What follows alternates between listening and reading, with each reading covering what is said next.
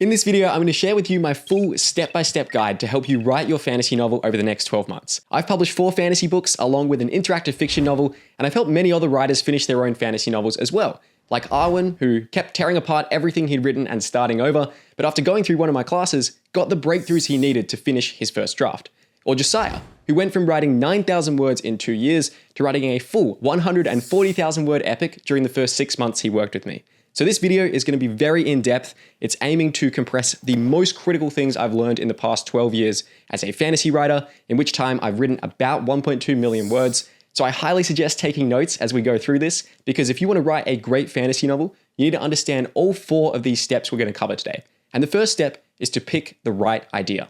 Okay, so right now you're probably in one of these 3 positions. You either have no idea what to write, you maybe have a lot of ideas to pick from, or perhaps you already have one story idea that you are already working on. Maybe you're outlining it, maybe you're in the process of writing it at the moment. We want to get you to this stage by the end of this first step. So this first step is all about picking the right story idea to pursue, because the problem is if you pick the wrong story idea, it can turn your project into a bit of a nightmare. And I see a lot of new writers make some very critical mistakes when it comes to choosing the first idea for them to turn into a novel. So let's say you're in this first position to begin with. I don't know what to write. The main question I would be asking yourself in this situation is, well, what are your favorite stories? What are the stories out there that have inspired you the most, that you love to talk about with your friends, that you just can't stop dreaming about?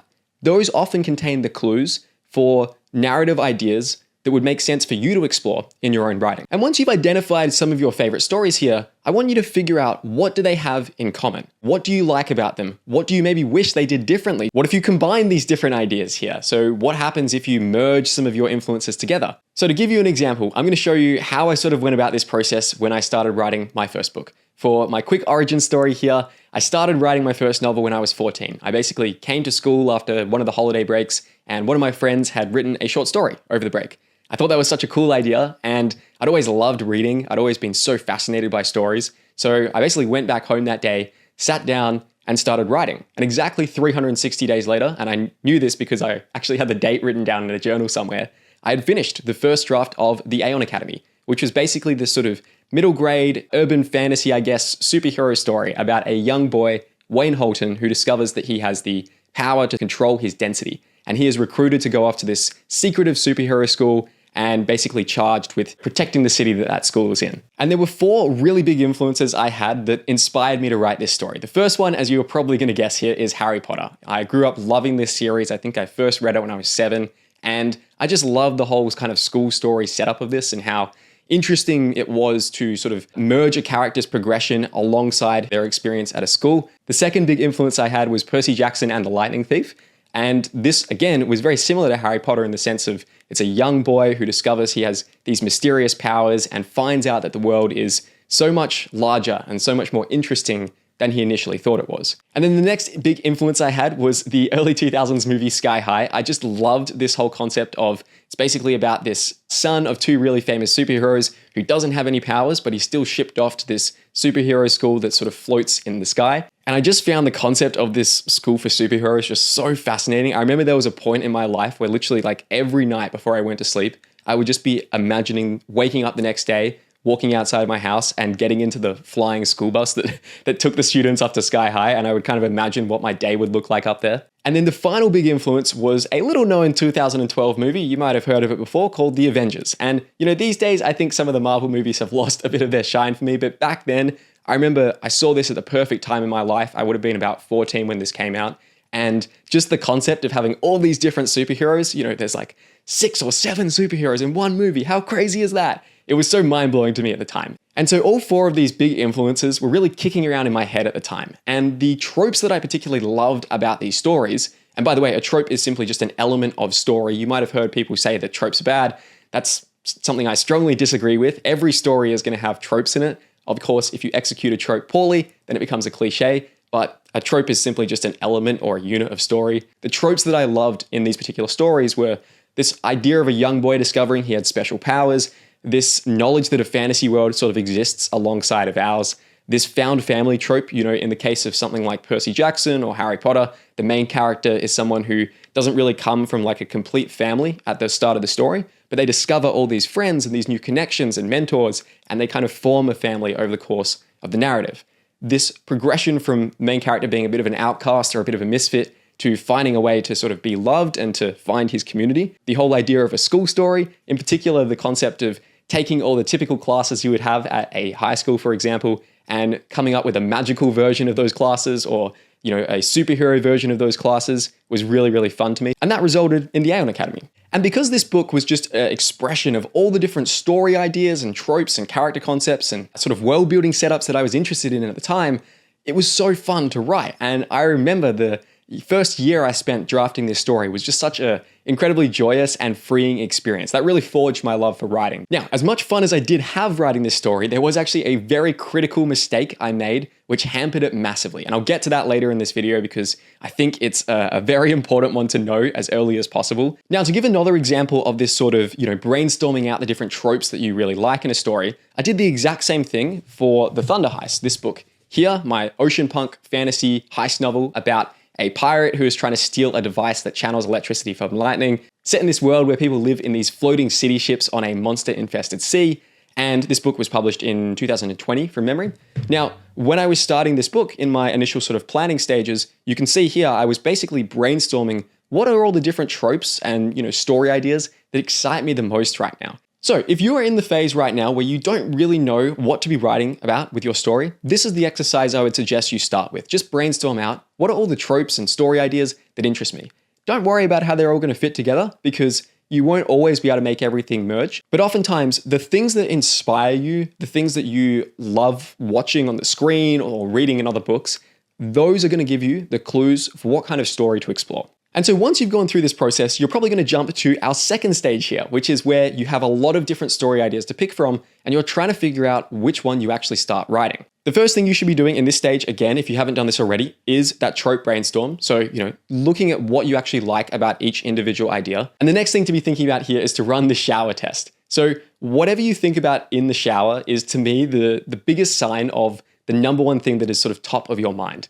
If you find that you have 4 or 5 different story ideas, but every time you go into the shower, it's just one idea that keeps bubbling up into your mind, that's probably going to be the best one to pursue. And that kind of brings me to my next point. You want to be looking at the idea you're the most obsessive about, because the single biggest hack I can give to you to help you be a more productive, prolific, and joyous writer is to be writing about a story that you are just so utterly obsessed with. When you are obsessed with the story that you're telling, questions of motivation or discipline or habits or anything like that, they kind of just get thrown out the window because you are just so eager to explore this story that every waking moment you're thinking about it, and whenever you get a chance to sit down and write, it will just flow from you with so much ease. Of course, that level of ease is not always available with every single project you take on, but the best way to get to that stage is to really be picking a story idea that you are just utterly enraptured by. So if you're sitting there right now and you have maybe 3 or 4 ideas in your mind, there's probably one idea that you are more obsessed with than the others.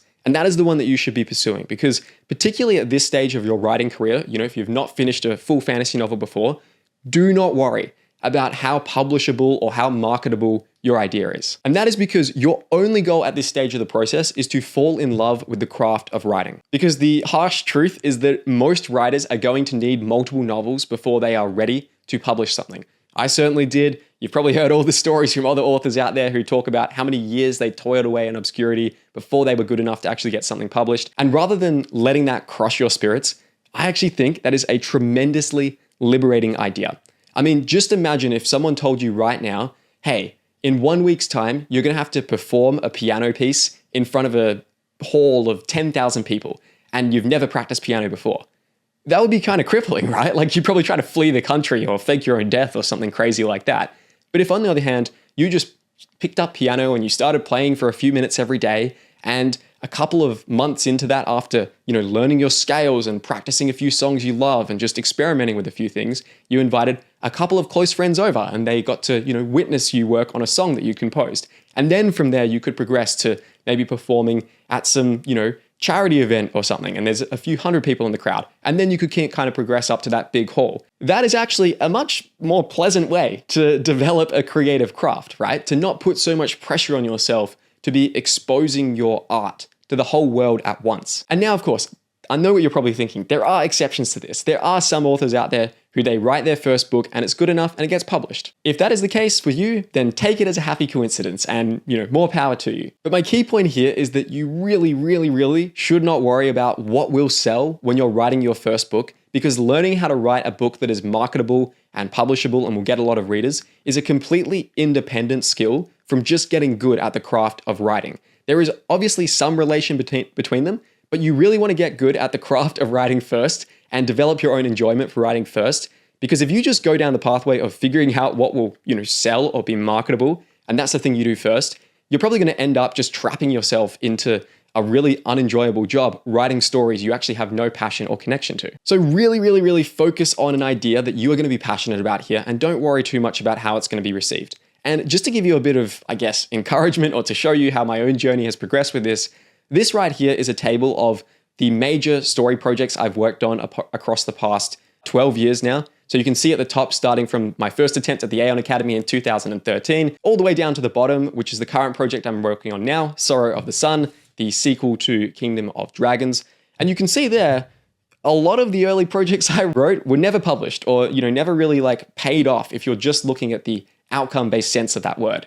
But they paid off in a much more important sense. They gave me my understanding of the craft. They taught me how to love the process of writing a story, and they showed me many mistakes that I was then able to avoid in future books. In some projects as well, something like Masks of Steel, for example, that book didn't quite work the way it was, but I took many of those ideas and I recycled those into Kingdom of Dragons in a much better format. So the fact is, you're going to need to do a ton of writing to get good. And rather than letting this be something that crushes you, actually take this as a very liberating prospect instead. It means you can do a lot of experimentation and you can really find your voice. And I should say for myself as well, even though I've got this channel where I talk about writing advice and everything, I'm still very much a beginner and there's still so many areas for improvement that I have here. So, I'm certainly not talking to you from a position of I figured it out, because no one figures out writing, and that is part of the fun of the craft. So this brings us to a very important discussion about selecting the right scope for your first novel.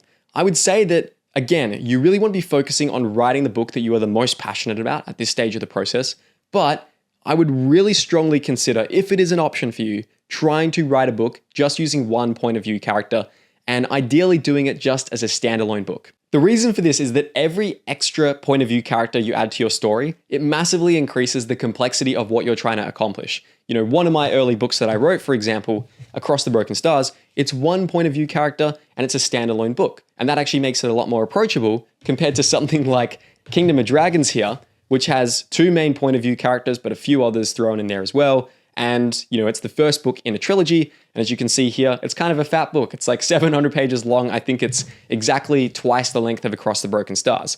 I probably would have been very discouraged if I tried to write Kingdom of Dragons as my first book. I needed to go through a few other books like, The Thunder Heist, like Across the Broken Stars, like Fires of the Dead even, in order to develop the capacity to write something that was longer and a bit more complex. And so that's the other piece of advice I would have here is, if there is a way to do this as a sort of shortish book, that's really going to help you as well.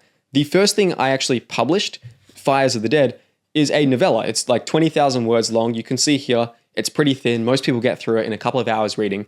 And actually having something a bit shorter and a bit more self-contained like that was a very good entry point to teach me a lot more about the craft of writing. And now, of course, there is absolutely nothing wrong with writing a long book, writing a book with lots of point of view characters, or writing a series, but it is about stacking the game or rigging the game in your favor when you're starting out. Your goal here is simply to fall in love with the process of writing and to develop your understanding of the craft. And it's probably going to be a bit easier to do that in a simpler format if that is the right story idea for you to be pursuing. The next key thing to understand here when it comes to sort of picking your idea is that a lot of authors sometimes come to me and they're very concerned about whether their ideas are original or not.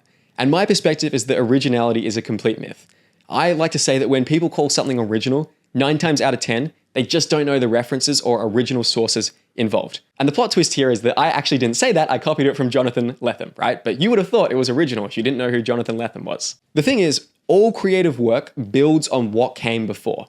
We're kind of part of this amazing creative lineage of humanity that goes all the way back through to, Homer talking about the Iliad and the Odyssey, and all the way back to the story of Gilgamesh. That's your lineage. You get to build upon thousands of years of stories that have been told before. But the thing that is original about your story is that you are going to have your own unique influences and your own unique style.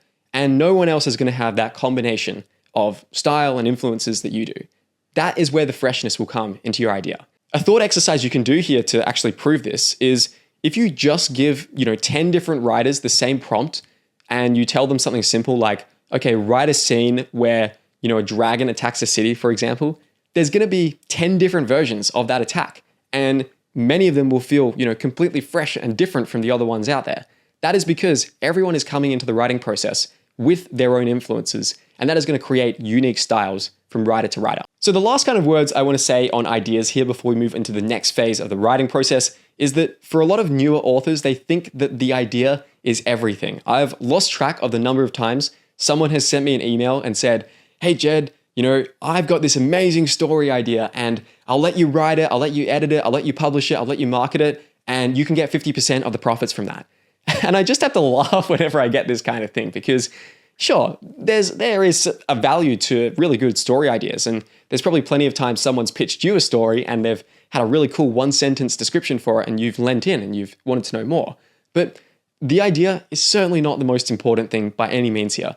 The most important thing, and this is the mindset that pro authors have, is that your execution is all that matters. You can take a kind of simple or even bland idea, and if you perform your writing in the best way possible, you can take that simple idea and craft the most amazing, mind-blowing story from it. Okay, so now you've picked the idea that you want to develop into your novel, but we're really just starting here. And I would argue that this next step of figuring out how to outline your novel effectively is the most important one to master as a new writer, because it's going to save you from making the huge mistake I made when I was writing my first novel, The Aeon Academy. So you may have heard of this concept before of discovery writers versus planners or outliners. And the thing is, everyone kind of naturally falls somewhere onto the spectrum here. The discovery writer is someone who typically just begins to type words into their document and they kind of explore and figure out the story as they go along. Whereas the planner is someone who takes a bit of time to structure and organize things before they actually kick off the writing process. Now, when I first started writing The Aeon Academy, I was very much just a discovery writer. In fact, I didn't even really know anything better. I just thought that's how you started a story. You started typing in a Word document,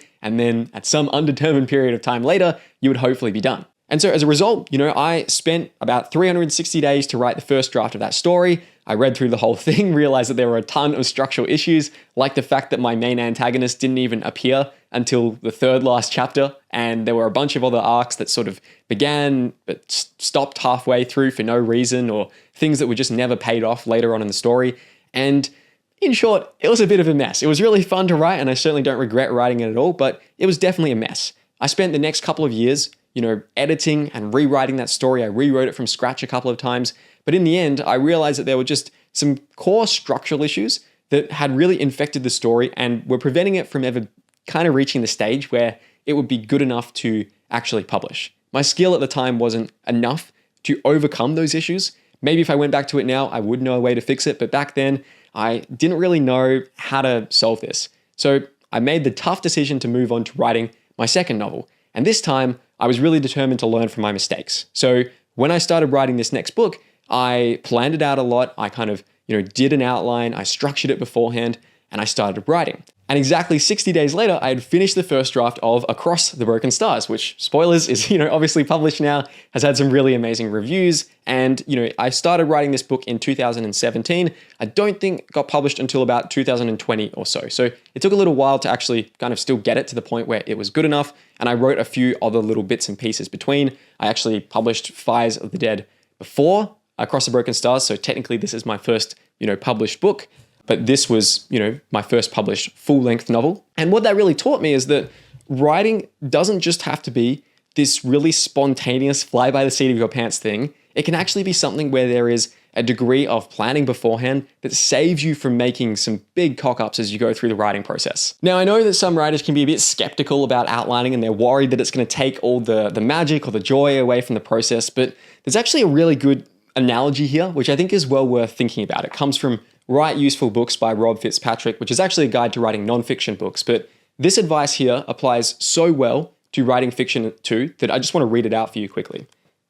Imagine a friend who is designing and building a new house for their family, but instead of gathering feedback on the early designs from the people who will be living there, they just start piling up the bricks. Months later, they're finally proud of the work in progress and they reveal it to the rest of their family, who gently suggest that it might be nice to have another bedroom, or perhaps for the whole thing to be placed slightly higher up the hill.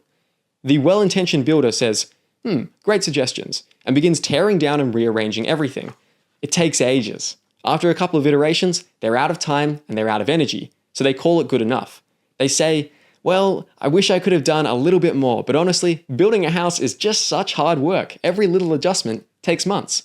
As absurd as it sounds, that's exactly what most authors do with books. They write in secret, piling up a manuscript's worth of beautiful words, and only then figuring out whether people want it and it works. But by that point, even small changes have become unnecessarily complex and costly, leading to wasted time, extra rewrites, and a final product that falls far short of its full potential. So obviously, he's talking here about non-fiction books, and it's a little different when you're writing fiction, but generally speaking, I think that advice holds well too.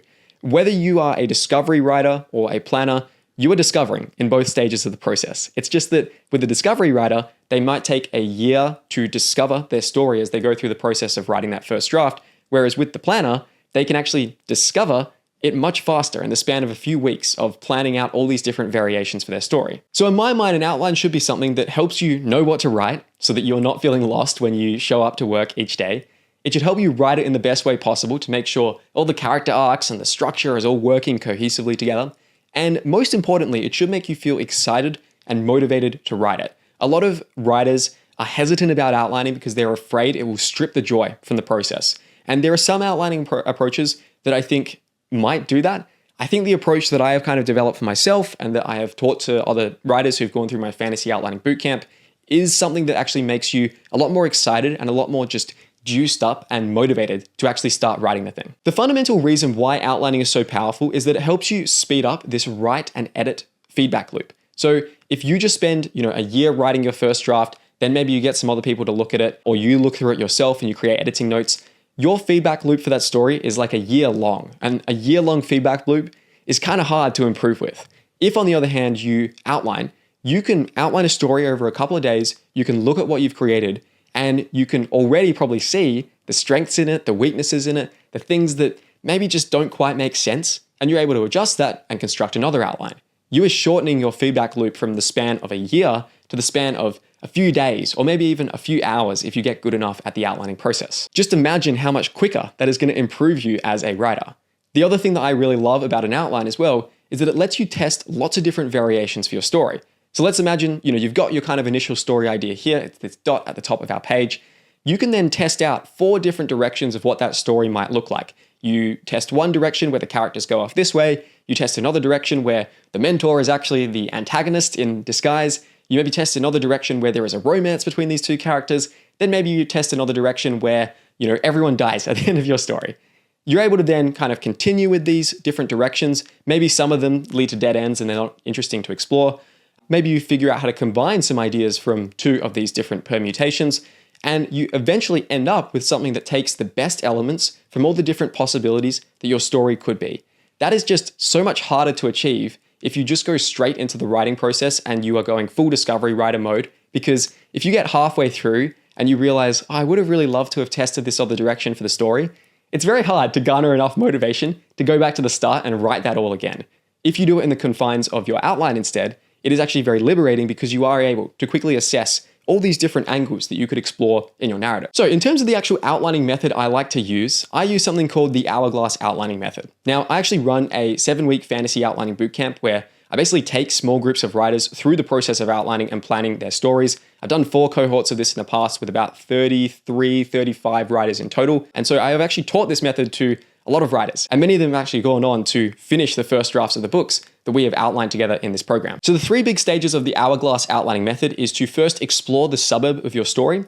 The second step is to find your story's core. And the third step is to put it all together. So let's start with the exploring the suburb phase of the process. The first thing you'll be wanting to do at this stage is just a big brain dump. Basically, write down all your ideas for interesting characters in this story, cool scenes that you could come up with, maybe unique world-building details, creative magic systems if that's appropriate to your story, the emotions you want readers to feel, basically just anything that you're thinking about this story already, get it all down on the page. I personally like to use a big kind of physical notebook for this. I find it's just the best for my creativity, but you can really do this in whatever format you want. One thing to be really focusing on in this particular stage of the process is the triangle of story. So any story is really comprised of character, plot, and setting as the three big elements, with theme created through the intersection of those different things. I kind of define theme in a very specific way. I'll get to that later in this video. But what you want to be looking at as you're going through this brain dumping process is identifying which areas of your story you are weakest in. You are probably going to be really strong in one of these points of the triangle. Maybe you have a very clearly defined idea for your world, so your setting is actually, quite high here. But maybe you don't really know too much about the characters that inhabit that world. So as you're going through the brain dumping process, you really want to be thinking about how can I beef up that aspect of my story, and how can I consciously spend more time to develop out interesting characters for this book. Now, once you've gone through this brain dumping process, your story is going to look a little bit like this. You've got all these different ideas. Some of them might connect together in meaningful ways, but there's probably a real lack of cohesion at the moment. That is totally okay. Like this part of the outlining process, it's about looseness. It's about spontaneity. It's about just experimenting with all these different ideas of what the story could be. However, in order to actually write the thing, you need to figure out a way to condense down this sort of nebulous, very expansive gas of your ideas into a solid. You want to find the core of your story. So that brings us to the next step here, finding your story's core. There's two big elements here that once you crack them will help you really create a good sense of cohesiveness to your narrative. The first one is to develop your premise, and the second one is to refine your theme. So let's talk about the difference between premise and theme to begin with. The premise is the external, what your story is about. I like to think of it as a one-sentence description of your story, and it's probably the reason why readers are actually coming into your story in the first place. The theme, on the other hand, is the sort of more internal, what the story actually means aspect. And it's why the story will actually stay with your readers and have a degree of emotional resonance to it. So let's begin with how you develop a great premise. The premise is a one-sentence summary of your story, and it should ideally convey your main character, the core conflict they face, the plot, and the stakes that are involved in the story. To give you an example here, we've got Ninth House by Leigh Bardugo. The premise for that story, I would say, is a woman who can see the dead seeks justice for an unsolved murder by unraveling the twisted games of Yale's secret magical societies. Bit of a fun fact here, I actually used this book as an example in my fantasy outlining bootcamp, and in cohort 4, I actually had a student who had just graduated from Yale. So it was very ironic to be using a story that's set at Yale's secret magical societies and using it as an example to a student who had just graduated from Yale. So that was a lot of fun. Another example of a premise here is The Hobbit. So we've got a comfort-loving hobbit reluctantly agrees to help a wizard and a group of dwarves steal treasure from a dragon. So you can see there our main characters, you can see what the plot is, and you can also kind of see a bit about the world and what's at stake here as well. Now here's how I define the premise for my own epic fantasy novel, Kingdom of Dragons. A spy infiltrates a dragon rider academy to destroy it from within, but a forbidden romance will force him to choose between his loyalty and his heart. Another interesting thing about the premise here is that it's probably going to evolve as you deepen your understanding of the story. The premise I originally had for Kingdom of Dragons was a bit different for this, but it was only recently as I was going through the process of getting Kingdom of Dragons uploaded to Amazon, getting the ebook up there as well, because originally we did this book as a sort of Kickstarter project. All the Kickstarter backers now have their book, so it is now available in ebook form on Amazon for everybody, and I think the paperback and the hardback should be up there as well in the next few days, so you can go check it out if you would like to read this. But the premise actually was refined a lot for me in recent weeks, really. As I was going through this process of updating the blurb for the book and everything, I realized that this was a more elegant way to describe it than what I was using before. And it just goes to show that like the premise and your theme, these are things that are not set in stone, but as you keep progressing as a writer, you will find ways to better articulate them. Something that's really important to keep in mind here is that you will never capture 100% of your story with your premise. It's just a one-sentence description, and this premise here is missing out on a lot of key elements from Kingdom of Dragons, but that's okay. The goal here, again, is just to find the core of your story, and the core is going to be the most condensed, tight version of how you can describe that narrative to someone else out there. So when it actually comes to the specifics of building your premise here, you want to be thinking about what does my main character want? What are the stakes here? So, why should we care that the main character wants this thing? What's going to happen if they don't achieve this thing? You may want to include the setting if it's a particularly interesting one in your story, and ideally you want to keep it as concise as possible. You're going to be needing to do a lot of refinement and testing as well. We have pretty much a whole week in the Fantasy Outlining Bootcamp where we are basically just looking at our premises, and I give a lot of feedback to the other writers out there as well, just to help them whittle it down and refine it. And even weeks later in the program, I still find people going through the process of evolving and improving their premise. So ideally, you're going to want to try to get feedback from other people at this stage of the process, whether that's from family and friends, whether it's from other writers. It's very good to just road test this against other people and to see what elements they find themselves particularly intrigued by, and maybe what things feel a little bit confusing as well. The second key element of finding your story's core is to develop your theme. So a lot of people define theme as these very vague one-word ideas like love or greed or power. That's probably the way you were taught when you went through high school English or something. And to me, that's subject matter. It's not actually that useful as a guide for writing a story. I like to think about theme, and this comes from John Truby's The Anatomy of Story, which is a really great writing advice book. I like to define theme as a moral argument about how to live, which is explored in different ways through your plot, your characters, your world, and all the other elements of your story. The key idea here is it's definitely not about cramming your particular moral beliefs down a reader's throat. Instead, it's about exploring a complex question that you find really fascinating, and maybe it's a question that doesn't have an easy answer. There are three big categories of theme here. The first category is a theme that is easy to agree with, but hard to actually live out. The second category is the I can see all sides, where you could actually argue the theme from a lot of different perspectives. And the third category is the devil's advocate, which argues something which is counter to what most people would want to be the case. Let me give you some examples to show this in action. First of all, we've got Hogfather by Terry Pratchett. So the premise for this story is when the Hogfather, which is this sort of satirical fantasy world's version of Santa, goes missing on the eve of Hogswatch, death fills in to preserve belief. So you've got the personification of death basically pretending to be Santa Claus for a night. So I want you to have a think right now, what could be the theme for this story? Maybe you're familiar with this book, maybe you're not. Let's have a look at one of the key scenes from this book, and this avoids any spoilers, it's just a discussion between characters, and see if you can figure out what the theme is going to be based on this passage I'm sharing with you. And for a bit of context here, this scene is a discussion between Susan, who is a human character, and Death. So the personification of Death, who is sort of filling in as Santa Claus for the night. All right, said Susan, I'm not stupid. You're saying humans need fantasies to make life bearable. Really? As if it was some kind of pink pill? This is Death speaking, by the way. He uses all capital letters. No, humans need fantasy to be human, to be the place where the falling angel meets the rising ape. Tooth fairies? Hogfathers? Little? Yes, as practice. You have to start out learning to believe the little lies. So we can believe the big ones? Yes, justice, mercy, duty, that sort of thing. They're not the same at all. You think so? Then take the universe and grind it down to the finest powder and sieve it through the finest sieve, and then show me one atom of justice, one molecule of mercy. And yet, Death waved a hand, and yet you act as if there is some ideal order in the world, as if there is some rightness in the universe by which it may be judged. Yes, but people have got to believe that, or what's the point? My point exactly. So looking from this passage here, which I think is just a beautiful piece of writing and a beautiful piece of philosophy in general, I would say that the theme here is that humans need to believe in myths and stories, even if they are lies, to maintain our morality. And this falls into category 3 of the devil's advocate. It's probably something that is a little uncomfortable to really accept, but the story is all about exploring different characters and how they react or respond to this particular thematic idea. Let's go through another example. So I would say the premise for the first Harry Potter book is when orphan boy Harry Potter learns that he's a wizard, he's thrust into a magical school where he uncovers a plot to return the world's most dangerous wizard to power. What would you say the theme of Harry Potter is here? I'll give you a moment to think about it. Maybe if you're watching this video with your notes, pause it and write down your answer. And I would actually say the theme for this is that true bravery comes from being willing to sacrifice your life to protect the ones you love. This sounds maybe a little bit basic, and that's why I would say it falls into the category 1, which is easy to say, hard to live. And the key thing here is that even though a theme might feel basic, or it falls into this category of like it's a bit of a trite saying or it's something that everyone already knows, it doesn't lessen its emotional impact on the reader.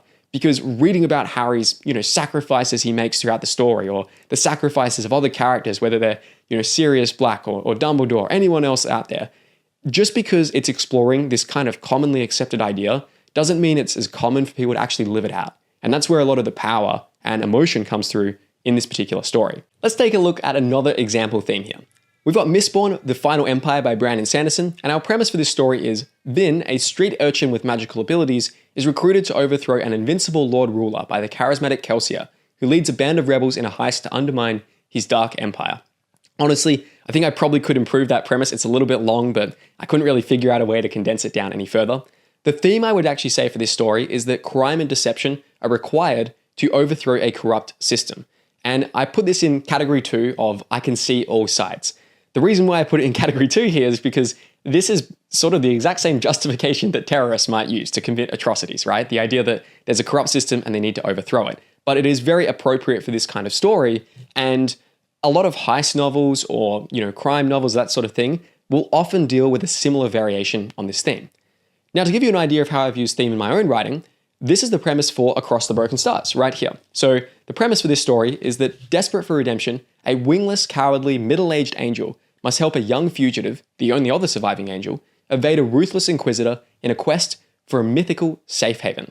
So it's set in this world where people live on these discs that float in space. The discs are kind of encased in these force fields that keep gravity and air inside them. And the angels were sort of like the equivalent of knights or messengers almost, who would fly between these different discs. The space in this story is a little bit different to the space in our real world, so you can sort of fly and move through it in a different way. But basically, the main character was one of these angels. Then this conquering nation rose up and they basically colonized these discs. The main character fled from a battle in a very cowardly way and has basically been living in hiding ever since then. And then he has this young girl, Alina, who comes along, who reveals that she is a surviving angel and she wants his help to take her to a place where angels might still exist.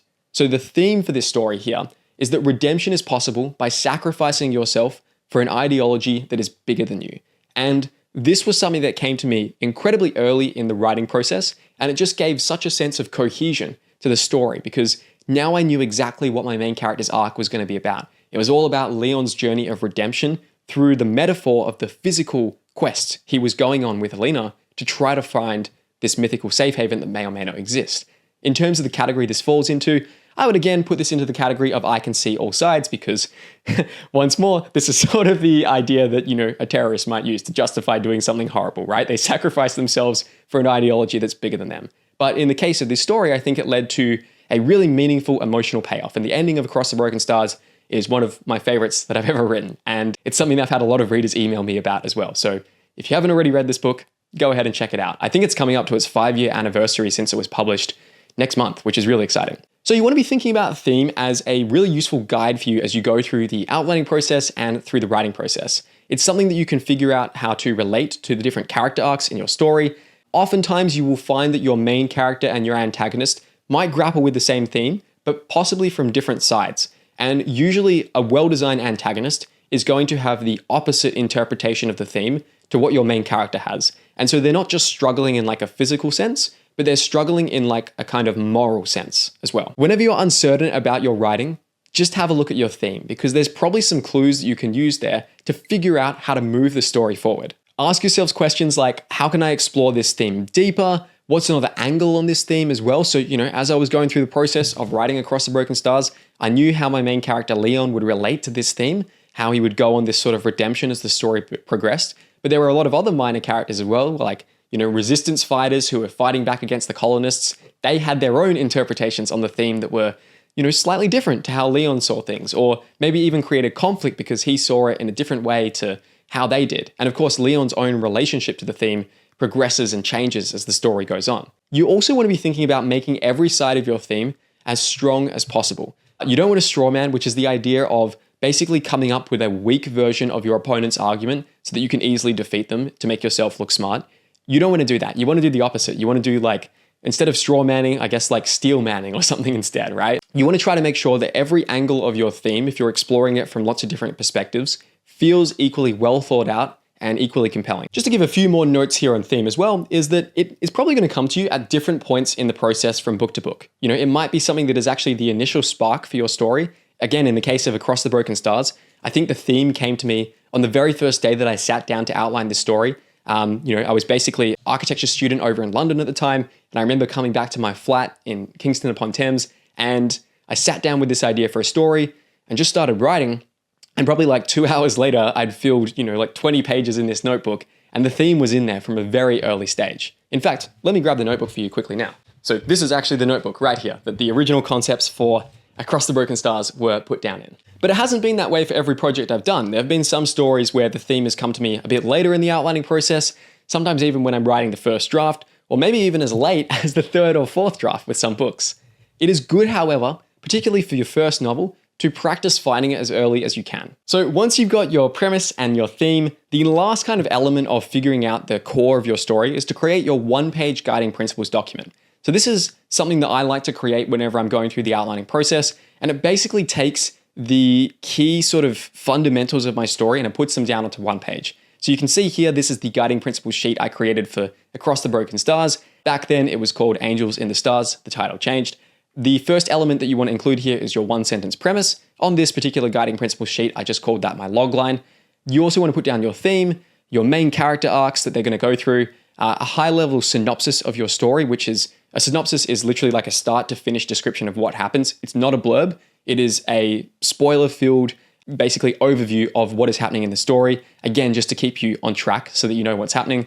And you can put down any other important notes as well. You can see here, I sort of mentioned the designing principle of the story, which is this idea of using the physical quest of Leon and Alina seeking this mythical safe haven that may or may not exist, using that physical quest as a metaphor for Leon's own redemption. And you'll see here I've got some character arc stuff put down as well. I'm going to go over how to construct character arcs in much more detail a little later on in this video. So now that you have figured out the core of your story, it's time to expand back out from that and to develop the rest of your book. So this kind of brings me to the third phase of the Hourglass outlining method, which is the putting it all together phase.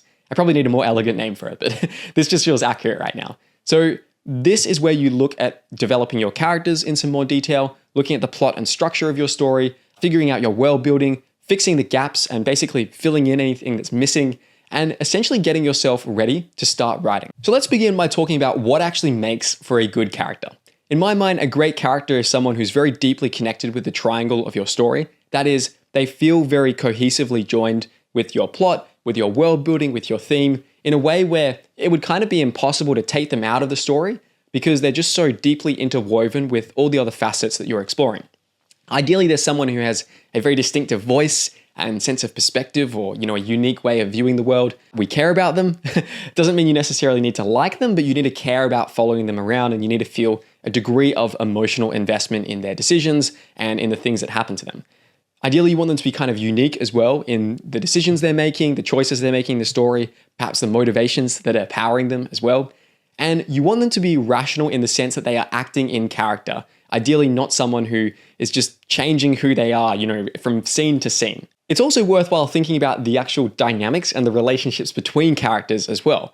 That is sometimes overlooked, and sometimes we just develop characters in isolation. You don't want to do that. You want to be thinking about how the characters relate to the other people in the story as well.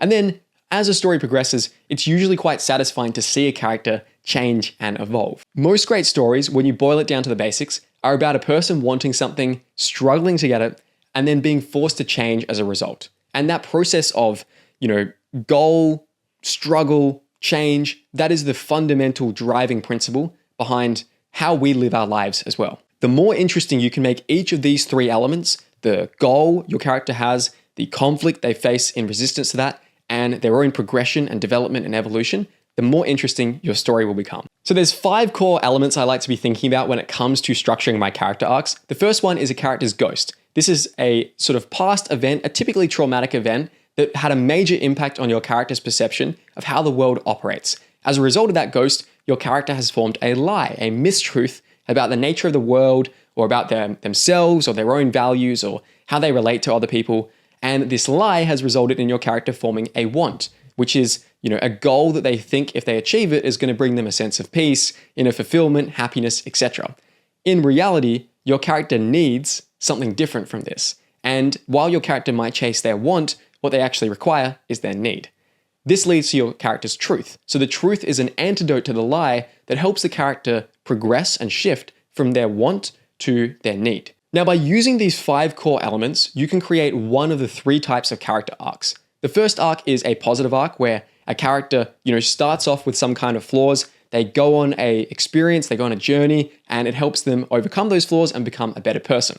The next type of arc is a negative arc, where a character is maybe actually pretty good at the start, but as the story continues, their sort of moral foundations become eroded and they end up in a worse place than they were at the beginning. Then the last arc is a flat arc. So in a flat arc, the focus is less on how your character changes because your character is probably going to be pretty similar at the start of the story to how they are at the end. Instead, the focus is on how they interact with the world around them and how they interact with other characters who are maybe going through their own positive or negative arcs around them. So when it comes to structuring a positive arc, your character is going to begin by initially fully believing the lie as a result of the ghost's influence on their life. This means they're ignorant of the truth at the start of the story, and so they're probably pursuing their want, this external thing that they think will bring them what they require. In fact, as the story progresses, they will begin to understand that the lie is actually hurting them. They're going to start testing the truth, flirting with the truth, as I kind of like to think about it, but the truth is challenged. It's not so easy to change who they are.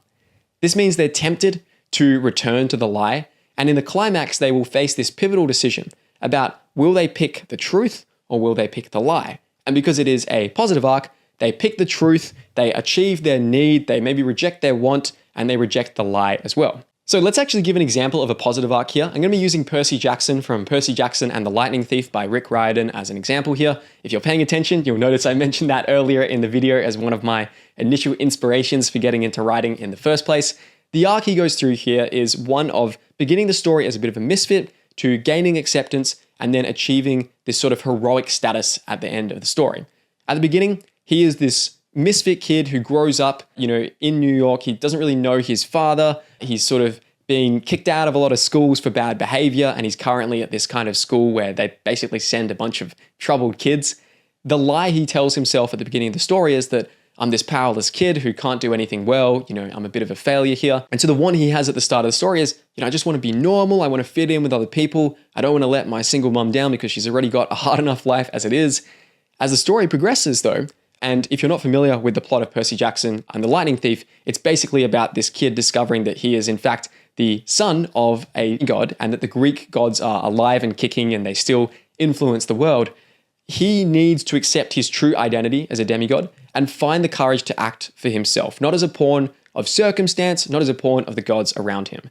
So the truth he needs to come to accept by the end of the story is that by embracing my courage, I can be a true hero and I can lead others to achieve greatness. We're actually going to be returning to Percy Jackson a little bit later on in this video as I break down the plot structure and how that interacts with his character arc as well. So keep an eye out for that later in this video. Now, when it comes to structuring a negative character arc, the character is going to begin the story by fully believing the truth, and they already have their need. So you would think, great, this person's sorted. They don't need to worry about anything. But it's not quite that easy. What happens is the lie is introduced into their life, and they become tempted by this thing. There's a seductive nature to the lie here. The character begins to chase their want, they ignore the need they already have, and the lie begins to overtake this truth. The climax offers them one last pivotal chance to reject the lie and return to the truth, but unfortunately, the want is too tempting, the lie is too strong, they fully embrace the lie and they reject the truth. An example of this is Cold Shivers in Best Served Cold by Joe Abercrombie, which is this kind of like revenge fantasy version of Kill Bill is the best way to describe it. Cold Shivers is one of two major point of view characters in this story, and he goes through this arc of naivete to courage to love to despair to anger. It's quite a complex arc when you actually break it down. His ghost here is that he comes into the story as someone who had this very violent past as a warrior in the North. And the truth he has is that he can build a new peaceful life if he stops using violence to find purpose. At the start of the story, he basically has immigrated to this new country of Styria, and he hopes to put his violent past behind him by, just becoming like a common guy down here and not being a warrior anymore. His need is to let go of his anger and his ego and move on from his violent past. And again, at the start of the story, he's on track for this. He's arriving in Styria. He's excited for this new beginning. But as he goes through Styria, he starts getting disrespected by people there. He finds he doesn't have the same kind of fearsome reputation he did when he was a warrior in the North. And he gets sick of this. He gets sick of being, abused and robbed and derided and that sort of thing. And so he begins to want to regain his respect and to regain his power and also to develop a sense of affection from Monzo Mikado, who is the main character of this story, who basically is this really influential mercenary who gets a bit too influential and is almost assassinated by Duke Orso. So she sets off on this quest for revenge to kill Orso and the other people that were involved in the conspiracy against her, and Shivers basically gets recruited to help her into that. For him, he sees it as a way to regain his purpose.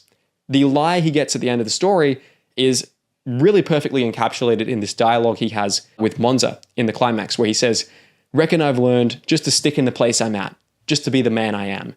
What's that? Monza asks. A killer, he says. So then the last type of arc you can write is a flat arc. So with a flat arc, your character begins the story by fully believing the truth, and they already probably have their need well sorted. However, the world believes the lie, so they believe the opposite to what the character does. As a result, there's conflict, and the world is going to attempt to reinforce the lie, which results in your character's truth being challenged. Of course, because this is a flat arc and your character's progression and change is not really the major focus here, they remain steadfast. They are still sticking to the truth. This leads to two options for the climax. Option one is that the truth triumphs. Your main character manages to basically persuade the world to adopt their same truth. The second option is that the lie is too strong for the truth. The truth is vanquished and your character is defeated. Perfect example of this is Ned Stark from A Game of Thrones. He has this arc of honor, conviction to death. Spoilers for the first book here, but I think you probably know what happens anyway. His ghost is his loyalty to King Robert Baratheon. They're good friends. King Robert Baratheon is obviously the ruler of Westeros, and they work together to overthrow the previous king, but that ghost is going to come back to haunt Ned here. The truth Ned has is that we must do what is right no matter what the cost. And his need at the start of the story is to remain true to his oaths. However, the lie that the world presents to him is that sometimes our oaths should actually bend for the greater good, and you have many other characters who literally say this to him in the story. And the want that is kind of presented to him to tempt him is to stop Westeros from falling back into war. Now, of course, because this is a flat arc, Ned stays unwaveringly committed to his truth and his need. He remains true to his oaths, even though he probably should have bent those oaths and, done a bit of stuff that would have gone against them in order to prevent Westeros from falling back into war. But because he is unable to change, because his arc is flat, he is executed at the end of the story. He basically gets outplayed by other people who are willing to bend their oaths for what they perceive to be the greater good. Okay, so the next thing to talk about and to understand is story structure. In my mind, structure or plot and your character's arc or the journey that your character goes on need to be considered in unison. The best stories are the ones where you can't really separate between character and plot. Instead, there is a sense of cohesion between them. So that is the whole aim of 9-point story structure, which is an approach I've developed over the years I've been writing as a way to sort of seamlessly merge together the external journey a character goes on with the internal transformation they experience over the course of the story as well. So we're going to go through each of these 9 points here, and I'm also going to show you how these 9 points are used to structure Percy Jackson and the Lightning Thief, which is a very well-structured story, so that you can understand the actual principles and deeper purposes behind each of these structural points. So just as a quick refresher on what this story is about, Percy Jackson and the Lightning Thief follows a young 12-year-old boy who discovers he is the demigod son of Poseidon and that the Greek gods are alive and kicking in our modern world. This first book in the series focuses on Percy and his friends Annabeth and Grover as they quest across America in an attempt to retrieve Zeus's stolen lightning bolt from Hades, who they believe has taken this bolt in order to instigate a war between the gods. One thing that's important to note right from the start is that you'll see here I've got these rough percentage markers at the top. You don't always need to be hitting the exact structural moment at the exact percentage mark. That is just unrealistic in many cases. However, you will typically find that a lot of the points I'm going to discuss here will fall around these benchmarks. But it's more about just moving through all of these 9 points in order and using it as a rough guideline, a rough scaffold that helps you build a structure. When you're creating a house, no one is building the scaffold for the sake of building the scaffold. They're using the scaffold as a way to actually construct that second story, as a way to fix the roof or to get the tiles up there. That is the same approach you want to have. So the first point is the hook. So the hook is where you introduce your main character and especially their flaws, desires, key traits, personality, perspective, all of that sort of stuff that makes them feel unique in a compelling way. You ideally want to show a somewhat characteristic moment here, a moment that immediately explains to the reader what makes this person different, what makes them special, what makes them interesting to follow in the rest of the story. So in the case of Percy Jackson, our opening hook is we meet Percy, who is a troubled 12-year-old kid. He has ADHD and dyslexia, and he feels like a huge outsider. He only really has one other friend, this guy called Grover, who also seems a bit like an outsider, a bit of a misfit as well. And on a school trip to a museum, his teacher turns into a harpy and attacks him. Percy manages to defeat this sort of evil school teacher, but then he is left wondering if it even happened at all because you basically have all the other people at his school asking him like, why are you talking about Miss Dodds? We don't have a Miss Dodds. We've got this other teacher name instead. The only person who seems a little sus here is his friend Grover, who seems to hesitate when he repeats the same lie. So this brings us to the inciting incident. This is where the ordinary world of your characters' lives is disrupted by a key event that sets the story in motion. So in the case of Percy Jackson, while camping on a trip with his mother, Percy's friend Grover appears. And Grover basically says he's being chased by this monster called the Minotaur. So this, horned big bull combined with a man from Greek mythology. And Percy's mother basically realizes that she needs to drive him to this place called Camp Half-Blood, where apparently he will be safe there. And at this point, Percy is starting to realize that things aren't all normal in his life, and there may be some secrets about his upbringing or about his birth that his mother has not told him. However, before they are able to arrive at this camp, the Minotaur takes her and she vanishes in a flash of light. Percy basically thinks his mother has been killed at this stage.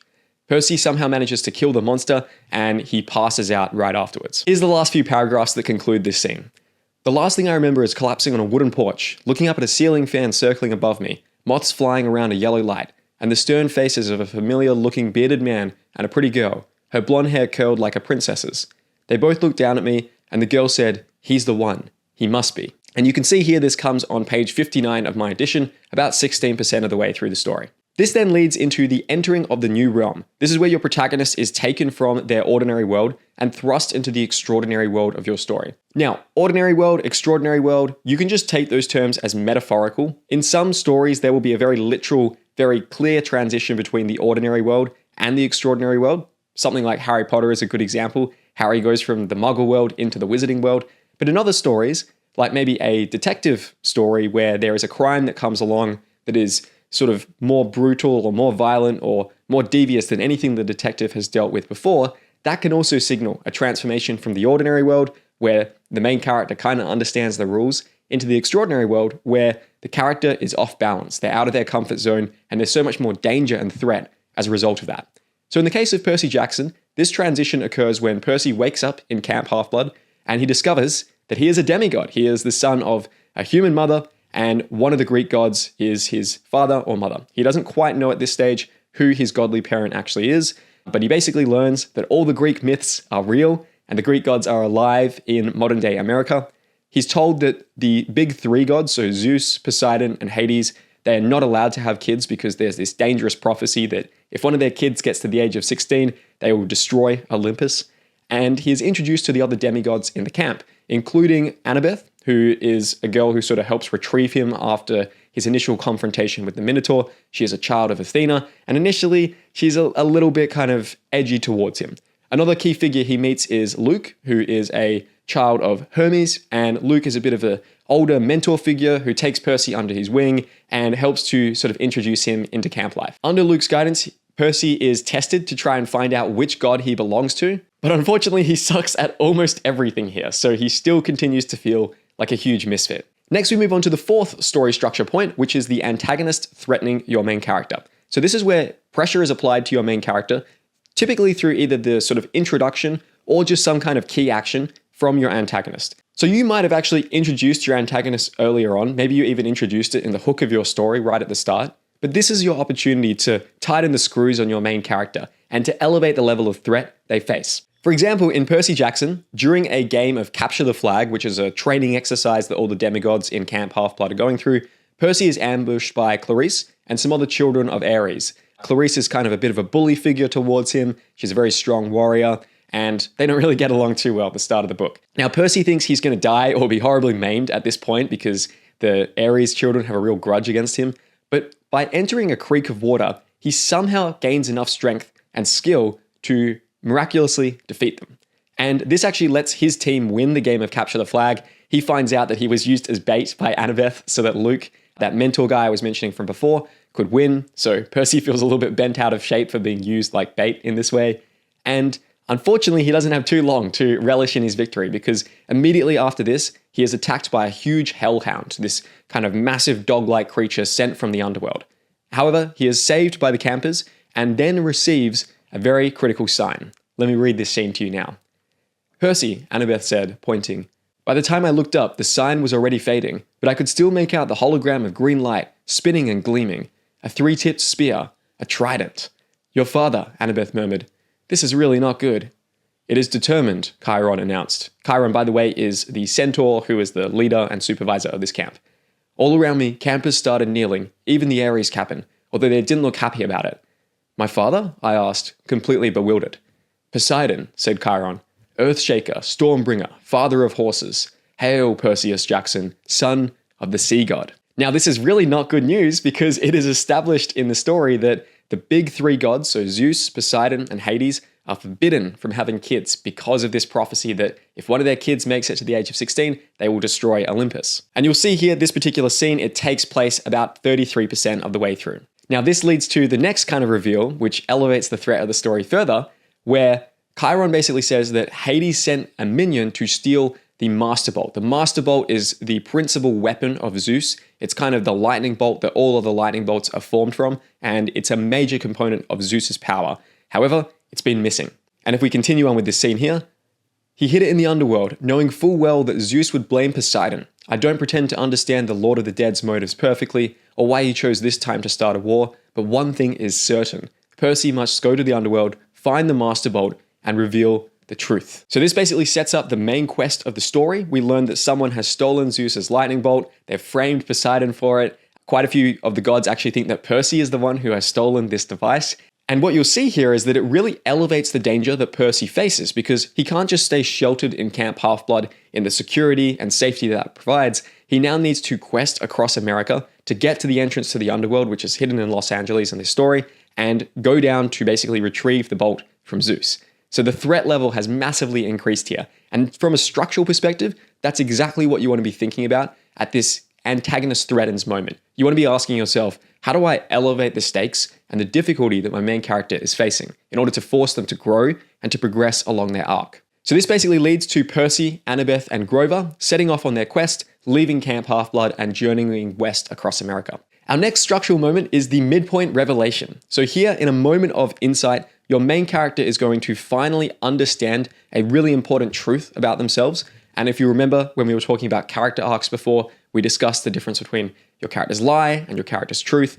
The midpoint is the moment where they finally understand the truth, maybe for the first time, but they're not able to fully relinquish the lie yet. They can't quite let go of the lie because it's got its roots deep into them. Now, this is a very crucial moment for your entire story. You can almost think about this midpoint as the pivot that your entire story revolves around. And from a character arc perspective, it's a really crucial moment, a really crucial opportunity to show your character going through the process of change. If you've struggled to develop character arcs where it feels like a character is changing in an organic and natural way, and it feels like your character is just changing on a dime, it's probably because you haven't worked out how to write an effective midpoint revelation. And a book that I found really useful for clarifying my own thinking about this was actually James Scott Bell's Write Your Novel from the Middle. To quote from James here, in the midpoint of your story, the character is forced to look at himself, as if in a mirror, only it's a reflection of who he is at that moment in time. Who am I? What have I become? What do I have to do to regain my humanity? Sometimes it's the character looking at the odds. How can I possibly win? It looks like I'm going to die, physically or spiritually. Now, what am I supposed to do? That right there is the kind of emotional goal of a good midpoint in your story. So how does this actually apply in Percy Jackson? Well, the midpoint I would say here comes after they defeat Medusa, so this sort of creature who, if you look at her in the eyes, it will turn you to stone. Percy, Annabeth, and Grover manage to defeat her, and they sort of have this quiet, reflective moment afterwards to bond and just think about the quest that they're actually going on here. We learn a bit about Grover's motivations for coming along to help protect Percy here, as shown in this scene. The god of wild places disappeared 2,000 years ago, Grover told me. But for the satyrs, and Grover, by the way, is a satyr, so they kind of look like a human, but they have the cloven hoofs of a goat. But for the satyrs, Pan was our lord and master. He protected us and the wild places of the earth. We refused to believe that he died. In every generation, the bravest satyrs pledged their lives to finding Pan. They searched the earth, exploring all the wildest places, hoping to find where he is hidden and wake him from his sleep. And you want to be a searcher? Percy asks him. It's my life's dream, he said. So this is an interesting thing to keep in mind with your midpoint revelation. Typically, the midpoint is going to be a more quieter, contemplative moment where your characters, might be sitting around a campfire after a long day's travel or after a big fight and just reflecting on what's happened, how they're changing, the difficulties that lie ahead of them. And it doesn't just have to be your main character. that goes through this moment of introspective reflection. In fact, as you can see here, the midpoint is an excellent opportunity to develop your side characters in a little bit more detail as well, and to get them to maybe start opening up to the reader. So some of the other things to think about with your midpoint here from a structural level are, it's a really great opportunity to do a bit of reflection on the odds. We see this quote here from Percy Jackson. "How are we going to get into the underworld?" I asked Grover. I mean, what chance do we have against a god? In Percy Jackson, they also use this as an opportunity to develop more sympathy towards Annabeth, who at the start of the story is a bit of a jerk towards Percy. But we have here this line from Grover where he says, "Don't be so hard on her, Percy. She's had a tough life, but she's a good person." And then we also get a bit of added complication here as well. So after the crew are attacked by the Furies, which are these sort of servants of Hades down in the underworld, we get this exchange between Grover and Percy. "Maybe, but Annabeth and I, we both got the feeling they weren't asking about a person. They said, 'Where is it?' They seemed to be asking about an object." "That doesn't make any sense," Percy said. "I know, but if we've misunderstood something about this quest, and we only have 9 days to find the Master Bolt." Grover looked at me like he was hoping for answers, but I didn't have any. So you can see here, it's a very simple dialogue exchange, but it does a great job of just reminding us of the stakes, reminding us of the timeline. They've got 9 days to find the Master Bolt, and also adding this extra hint of worry that maybe they don't fully comprehend what they're trying to achieve here. And then lastly, and I know I'm spending a long time on the midpoint, but it is a very, very critical element of your story. And it's something I often see writers skip over or not give the attention it deserves. Lastly, we see Percy express his true motivations for the quest. So remember, Percy begins the story thinking that he just has a single mother and he's never known his dad. He obviously finds out later on that his dad is Poseidon, the Greek god of the sea, and we get this particular exchange between him and Grover. "I thought about what Medusa had said. I was being used by the gods. What lay ahead of me was worse than petrification." So obviously that's just internal thought that Percy's having here. "I haven't been straight with you," I told Grover. "I don't care about the Master Bolt. I agreed to go to the underworld so I could bring back my mother, who was of course sort of turned into that light and vaporized by the Minotaur earlier on in the story." Grover blew a soft note on his pipes. "I know that, Percy, but are you sure that's the only reason?" "I'm not doing it to help my father. He doesn't care about me. I don't care about him." Grover gazed down from his tree branch. "Look, Percy, I'm not as smart as Annabeth, I'm not as brave as you, but I'm pretty good at reading emotions. You're glad your dad is alive. You feel good that he claimed you, and part of you wants to make him proud. That's why you mailed Medusa's head to Olympus. You wanted him to notice what you've done." And see here how this comes almost smack bang right in the middle of the story. It comes here at the 49% mark, but it's pretty much in the middle of this book. And it really is this quiet moment that pivots the main character's arc and shows you sort of what Percy is seeking for here. There is an element of him sort of seeking for his father's approval. So when it comes to writing the midpoint in your own story, I want you to be thinking about what is an aspect of my character's motivations that I can perhaps reveal or explore here, or make evident to the character that they didn't realize they were pursuing earlier on in the story. And this leads us to our sixth structural moment, which is the amplified pressure moment. So this is where your protagonist, in the midpoint, they started to slowly understand a bit more about the truth and to combat the lie that has been, weighing them down throughout their life so far. However, in the amplified pressure moment, your protagonist's new understanding of the truth is going to be challenged by your antagonist basically ramping up the intensity and the danger of the lie. So your character might be forced to backslide a little bit away from the truth and towards the lie. In the case of Percy Jackson, this happens when they encounter Ares, the god of war, who basically lead them into this trap. Now, Percy manages to get the others out of this particular trap, and Ares gives him this information as a reward. He says that Percy's mother is in the underworld as a hostage, and he then gives them this backpack full of supplies. Here is the exchange between Ares and Percy in this scene. So Percy asks, "My mother's been kept. Why?" "You need to study war, punk," says Ares. "Hostages. You take somebody to control somebody else. Nobody's controlling me." He laughed. "Oh yeah? See you around, kid."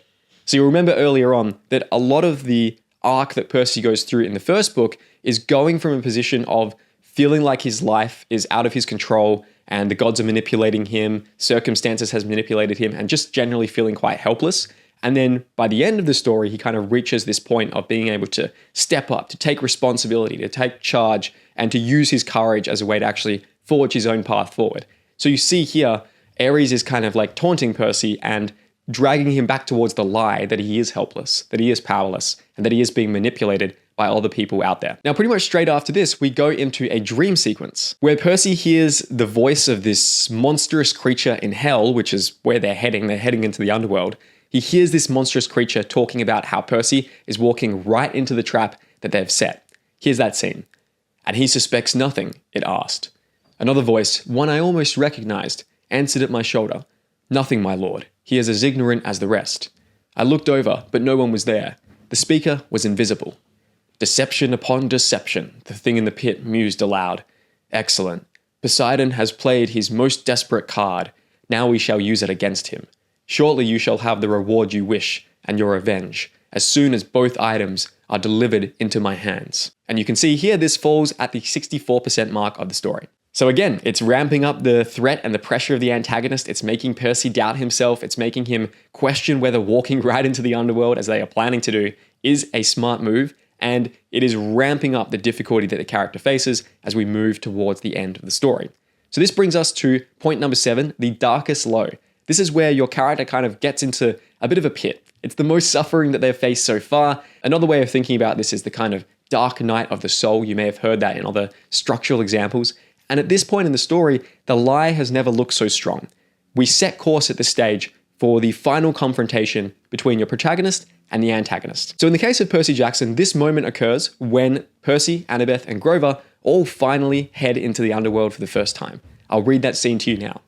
"The shoreline of the underworld came into view. Craggy rocks and black volcanic sand stretched inland about 100 yards to the base of a high stone wall, which marched off in either direction as far as we could see. A sound came from somewhere nearby in the green gloom, echoing off the stones, the howl of a large animal." And you can see here this happens right at the 73% mark of the story. So again, these percentage markers don't always have to be like bang on accurate to the 9-point structure I showed you before, but you will often find when you analyze great stories out there, they do tend to fall really close to those markers. And whether or not that's because the author is consciously aware of this structure, or whether it's just because subconsciously this structure kind of springs from the patterns of story we're so used to telling over hundreds and thousands of years of human history, either way, it just shows you how moving through these 9 points is going to result in a story that just feels right. And in the case of Percy Jackson, how much more structurally perfect can you get for your darkest low moment to be when your characters are literally heading into the underworld? I think it's just really, really nice how that works out here. So this leads us to our climax. Now the climax is pretty straightforward. It's the final confrontation between your protagonist and your antagonist. In this final confrontation, either the truth is going to win or the lie is going to win. What's important here is that one of those concepts is vanquished and the other one reigns supreme. So in the case of Percy Jackson, while they're in the underworld, they confront Hades to get the bolt that they think he stole from Zeus to frame Poseidon, but it's a trap. And the bolt is actually inside Percy's backpack. He's actually brought it down to Hades. Here's the scene where he discovers this. "I was speechless. I had no helm. I had no idea how the master bolt had gotten into my backpack. I wanted to think Hades was pulling some kind of trick. Hades was the bad guy.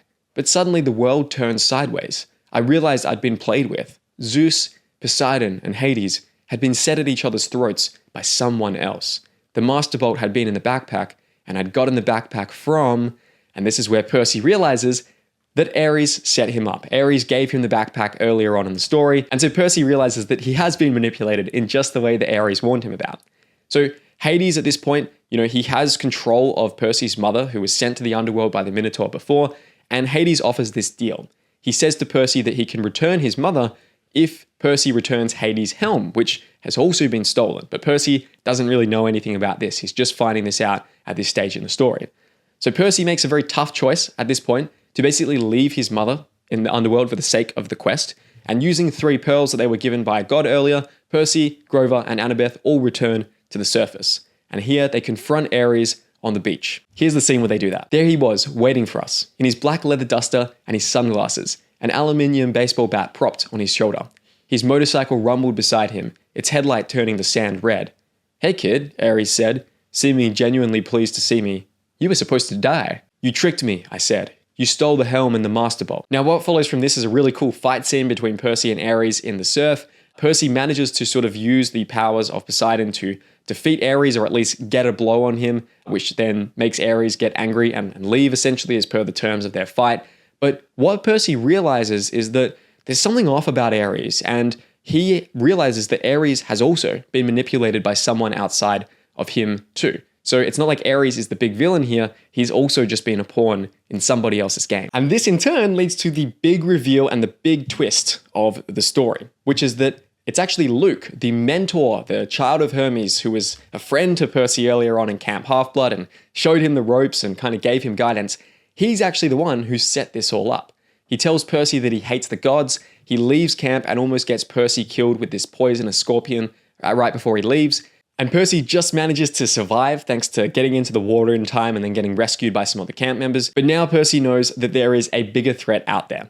And so he knows that Luke is working with Kronos, who is the ruler of the Titans, the father of all the gods, who, was cut up into a million pieces basically by Zeus and is wanting to come back and get his revenge. And this essentially sets up the entire conflict for the whole first 5-book series. This brings us to our last structural moment, which is the closing image. So this is where you see your protagonists living with their new truth and need. They've gone on this experience over the course of the story from moving away from their lie and their want in order to accept the truth and their need. And this oftentimes, but not always, will have some sort of mirroring to your opening image as a way to show the change and the transformation that your character has gone on. So in the case of Percy Jackson, Percy went from being this misfit kid who was an outcast at the start to now having a camp full of friends who are just like him and who understands his kind of unique traits and actually appreciates them. The threat of Kronos and Luke is on the horizon out there. He knows that not all is safe and that there are bigger threats they're going to have to deal with.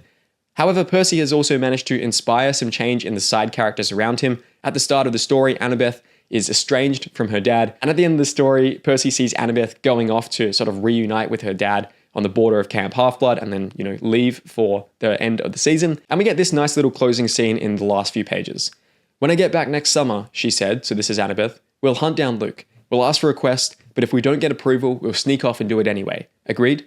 Sounds like a plan worthy of Athena. She held out her hand. I shook it. Take care, seaweed brain, Annabeth told me. Keep your eyes open. You too, wise girl.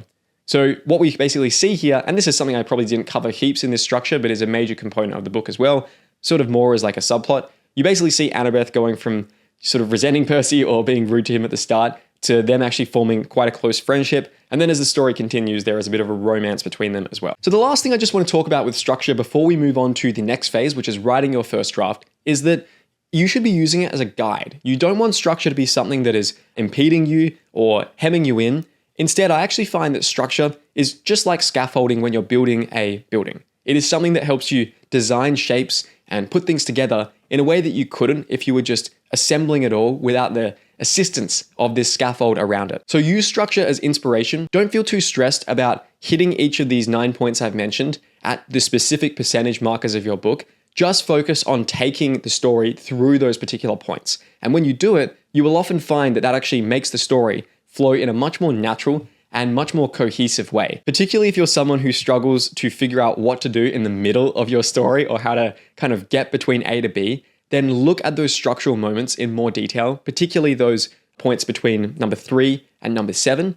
And that will actually give you a lot of guidance and a lot of inspiration for how to fill in those scenes and to not make the story feel like it just jumps from the start to the end too quickly. Okay, so now that you have developed your story sufficiently and hopefully built for yourself a good outline that's going to give you a lot of guidance, it is time to move on to the actual writing of your first draft. The first thing we need to talk about here is how to actually form a consistent writing habit that's going to help you make rapid progress with your first draft and get it done in a way where you feel very motivated to write, it feels fun, and the words just flow from you effortlessly. Because ideally, you want to try to be getting your first draft done in a couple of months rather than spending years to do it. It's so much more motivating when you know that you're going to be able to finish this first draft a few months down the line rather than toiling away at it for a decade. And it gives you more opportunity to then have more creative energy to come back and do the editing, which is the really important work as far as I'm concerned. Now, one thing I want to make sure that you're aware of right away is that it is possible to improve your writing habits in quite a dramatic fashion. I got this message from Stacey, who went through my Easy Writing Habits course a little while ago, and she was saying how, before she went through this course, she was averaging about 100 words a day. And after going through this course and, implementing the things that I teach in there, she is now writing anywhere between 1,500 to 2,000 words on her good days. On her okay days, it's around 1,000 to 1,500 words. And on her bad days, it's around 800 to 1,200 words. This is awesome. And it really goes to show that you should not consider your capacity for how much you can write in a day to be fixed. And in this next section of the video, I'm going to be sharing with you the principles that you can be doing to get this same kind of transformation with your own habits. So the first thing to be thinking about here is to have the right mindset heading into your first draft. For your first draft, your job is simply to shovel sand into the sandbox. It's not to craft these amazing sand castles or sculptures out of sand or anything like that. Just get the sand in there, and then once everything is piled in, you'll know what to work with. That's when you can start refining the structures that you're creating in there. The second key component of your mindset at this stage of the writing process should be to only focus on today's step. It is so easy as a writer, and I've fallen into this trap many times before, to focus on, what's it going to be like when this story is published, or what's the cover going to be, or what is book 4 in this series going to be about, or how many sales can this book make, or something like that. And every single time I've fallen into the trap of thinking ahead, of thinking too far forward of where I actually am with the writing process, it has just hurt me.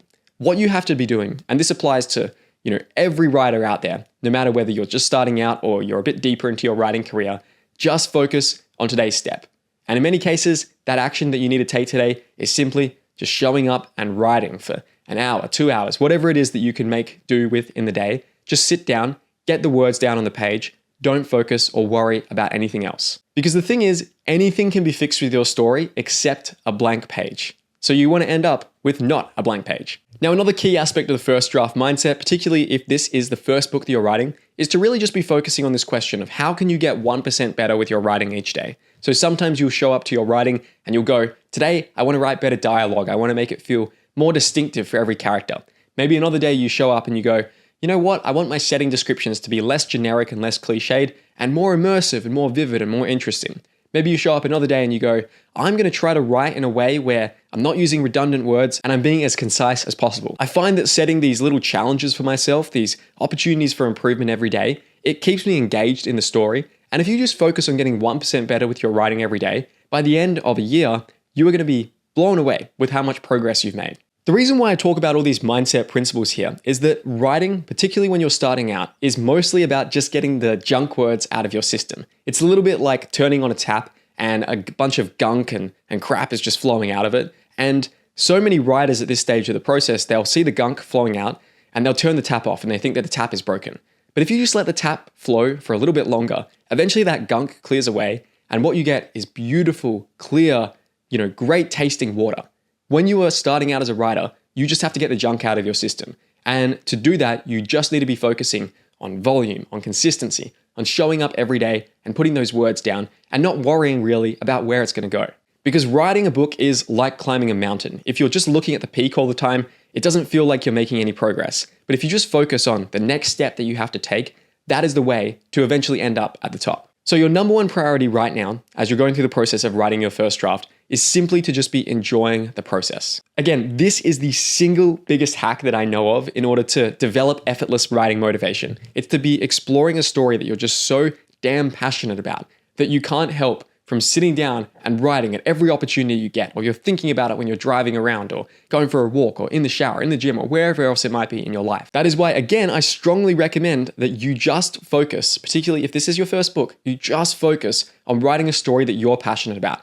Don't worry about whether it's marketable, whether other people will like it, whether it will sell. Just focus on exploring something that's incredibly fascinating to you and just stokes your curiosity and your desire to know more. To put it in the words of the Stormlight Archive, it's all about focusing on the journey before the destination. As Rachel Aaron says, in the end, what matters most is that you're happy with your own writing. Because contrary to the myth of the tortured artist, a happy writer will always produce more and better than an unhappy one. One day, you're going to look back at this process and this stage of the writing career that you're in right now with fondness. Pretty much every author I've talked to has always looked back at their first book with this great degree of affection and joy because you're discovering so many things. And the joy of writing is in the figuring it out. I'm still figuring it out to this day, but the amount of figuring out that you have to do with your first book is just astronomical. And there's actually a lot of joy that comes from that. A lot of growth, a lot of progress, a lot of flow. So again, don't focus here on publication. Don't focus here on fame. Just focus on building the identity of a writer and learning to love the process and love the craft and love the process of getting better at the craft. Okay, so with that kind of fundamental mindset covered, let's actually discuss how you can build a great writing habit. The first thing you want to be thinking about is how can I find my energy apex? Some people, great first thing in the morning, but if they try to get any work done after lunch, they will just be sluggish and falling asleep. Other writers are going to be much more night owls. And this is something where you just need to experiment with writing at lots of different times of the day, lots of different places and contexts as well, because it's going to take a little while to find the sweet spot for what produces the best result for you. I know when I was starting out as a writer earlier on, like when I was writing Across the Broken Stars, for instance, I would write from like 10 p.m. through to 2 a.m. in the morning. And I would just get on these incredible kind of late night sessions where I would just be immersed in the story and I'd be very uninhibited and I would just go from there. I could probably do that at the time because I was a 19-year-old student, studying overseas in London. But these days, I'm much more of an early morning writer. And I find that if I don't do my writing first thing in the morning, it's much harder to then come by it later in the day. You also want to be treating yourself here as a mental or creative athlete. Athletes do everything they can to optimize their life outside of the actual playing of their sport in order to make sure that their games can be as good as possible. And one of the biggest levers that you can be pulling here is sleep.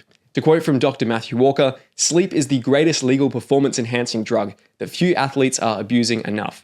If you're struggling to make progress with your writing, it could just be that you're not getting enough high-quality sleep right now. The next thing to be thinking about here is to try to aim for daily writing as much as possible. When you work on your story every day, even if it is as little as like 5 sentences or 50 words or whatever it is, it just keeps the story lodged in your subconscious. And it means that as you go about your tasks in between your writing sessions, you are going to be percolating this story over in your mind, and your subconscious is going to be bubbling up with all sorts of great ideas and insights and cool character moments and scenes and all of that good stuff. I find that when I go a few days between writing, it's much less likely for me to get hit with this kind of creative epiphany. And on the occasion where you might have to skip a day because sometimes life happens and you can't write every single day, just try to have this mentality of no 2 skip days. You've missed a day's writing today. Okay, I'm going to get back at it tomorrow and I'm going to try to write first thing in the morning. Even if I just get a couple of words down while my coffee's brewing or whatever it is, it's just going to make sure that I'm not skipping 2 days in a row. Because the thing is, once you skip 2 days in a row, it's very easy to skip 3, 4, 5, and then before you know it, a whole week's gone by. You've lost track of where you are in the story and you're not really making a lot of progress. Let's dig even deeper into the science of habit formation. So in Atomic Habits by James Clear, he talks about this sort of 4-stage loop that creates and maintains habits in our lives. Now, in terms of creating a positive habit, these are the 4 stages right here. So you can see we've got cue, craving, response, reward. For the cue, you want to make it obvious so that it's easy to start the habit. For the craving, you want to make the habit attractive for you to do. For the response, you want to make it easy to do the habit. It's a lot easier to go for a 5-minute run than it is to go for a 2-hour run, for example. And then the reward involves trying to make it as satisfying as possible. That creates this loop that hopefully reinforces itself over time and makes it easier and easier to perform this habit. So in the case of writing, for the cue, you would want to be thinking about like, how do I make it obvious for me to do my writing every day? Maybe that means, printing off a map of where your story takes place, having that up somewhere in your house so that you're always sort of thinking about your story. Maybe you draw some artwork about your characters, or you just have some, materials around that inspire you to begin the writing process. In terms of the craving, to make it attractive for yourself, you want to be asking, what can I be doing to make today's writing session as fun as possible? You want to be focusing on what it is about the scenes you're writing today that's going to be fun to explore. Maybe it's the first time that these 2 characters meet each other, or maybe you're going to have some great witty dialogue in there, or perhaps this is going to be a demonstration of your cool magic system that you've not been able to write before. Focus on how you can make your writing as attractive as it possibly can be every single day. For the response, you want to make it easy by following what I call the 5-minute rule. So if you tell yourself, hey, I have to sit down today and write 10,000 words or I'm a failure, that's pretty hard. And in most cases, the difficulty of that is probably going to just stop you from beginning in the first place. But if you follow the 5-minute rule of just saying, look, I'm going to sit down for 5 minutes, I'm going to open up my Word document, I'm going to just read through what I've done so far, maybe type out a few sentences, and then if I want to, I can stop right there. In most cases, if you do that, you actually kind of trick yourself into now being motivated to write. Because the thing is, a lot of people think that you need motivation to perform an action. What I have actually found from having written, 1.2 million words over the last 12 years is that action creates motivation. And 50% of the difficulty with writing is simply just sitting down and starting. Once you get that first sentence down, you have overcome 50% of the challenge that you're going to face for that day's writing session. And it becomes so much easier to just keep going forward from that point. And then in terms of the reward, which is all about trying to make it satisfying so that you create this positive feedback loop for yourself, a lot of writers just have the reward of, finishing the first draft, or maybe, getting it published later on, for example. I like to think about how can I bring the reward forward into my present as much as possible and chunk it up so that I'm not just having this one big reward at the end, but I'm actually having lots of little wins throughout the process. So to do this, I like to track my word counts every day in a spreadsheet. I've been doing this since 2018. And I basically just write down how many words I wrote each day, how long I spent on my writing, and if I spent any time, editing or outlining as well, I also include that in there too. And it just sort of gamifies the process. It makes it so much easier to be motivated because you're able to see these little wins stack up day in and day out. And you create this sort of chain of consistent days where you've written every single day in a row. And if you've never tracked your word counts before, I think you'll be shocked at how much of a difference it makes to your motivation and to how fast you will progress with your writing. For example, here is a check-in post from Jack Harris, who is one of the members of the Fantasy Writers Guild, my accountability and support community for fantasy writers. And you can see here in his first week inside the guild, he wrote a total of 8,800 words in his first week, which is pretty good. And one of the things we actually do inside the guild is every Sunday we do a check-in post where we basically share what our progress has been like with our writing this past week. So you can see here the second week that he was in the guild, Jack wrote 11,000 words. So, he's adding about 2,000 or 3,000 extra words here. And then in his third week, he wrote a whopping 21,000 words that week. And I don't actually have the screenshots here, but in his first 5 weeks inside the guild, he wrote around 70,000 words of his novel. And this is particularly impressive considering he just started writing his first story late last year. He's never written anything before. So I actually pulled him onto a quick Zoom call and asked him how he's been able to use the guild to make so much progress as a new writer. And here's what he said. Accountability is just a huge part of it. I recognize that I was just writing in a vacuum before. Looking at this, like I said, I wanted to be wise about the whole thing.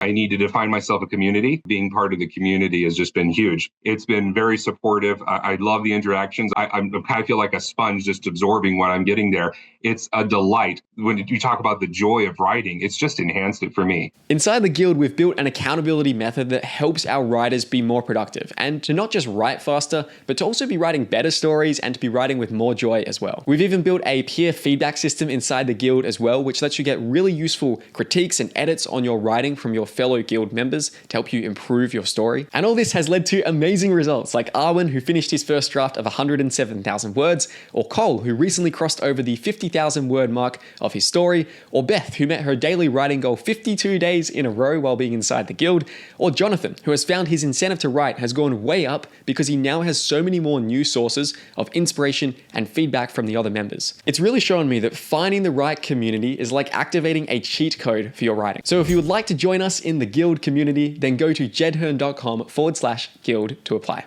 Okay, so as you're going through the process of writing your first draft, there's probably going to be a time where you feel stuck. You just feel like you can't make progress with your story, and you start to feel a bit frustrated about the book you're working on. Here are the ways that I get out of this situation when I faced it before, because there have been so many times over the 12 years I've been writing where I've just not felt like the words were flowing. The first thing I do is I re-outline. I look at where the story, is heading at this stage, and I ask myself, is that the right direction for things, or do I need to shift them into another direction entirely?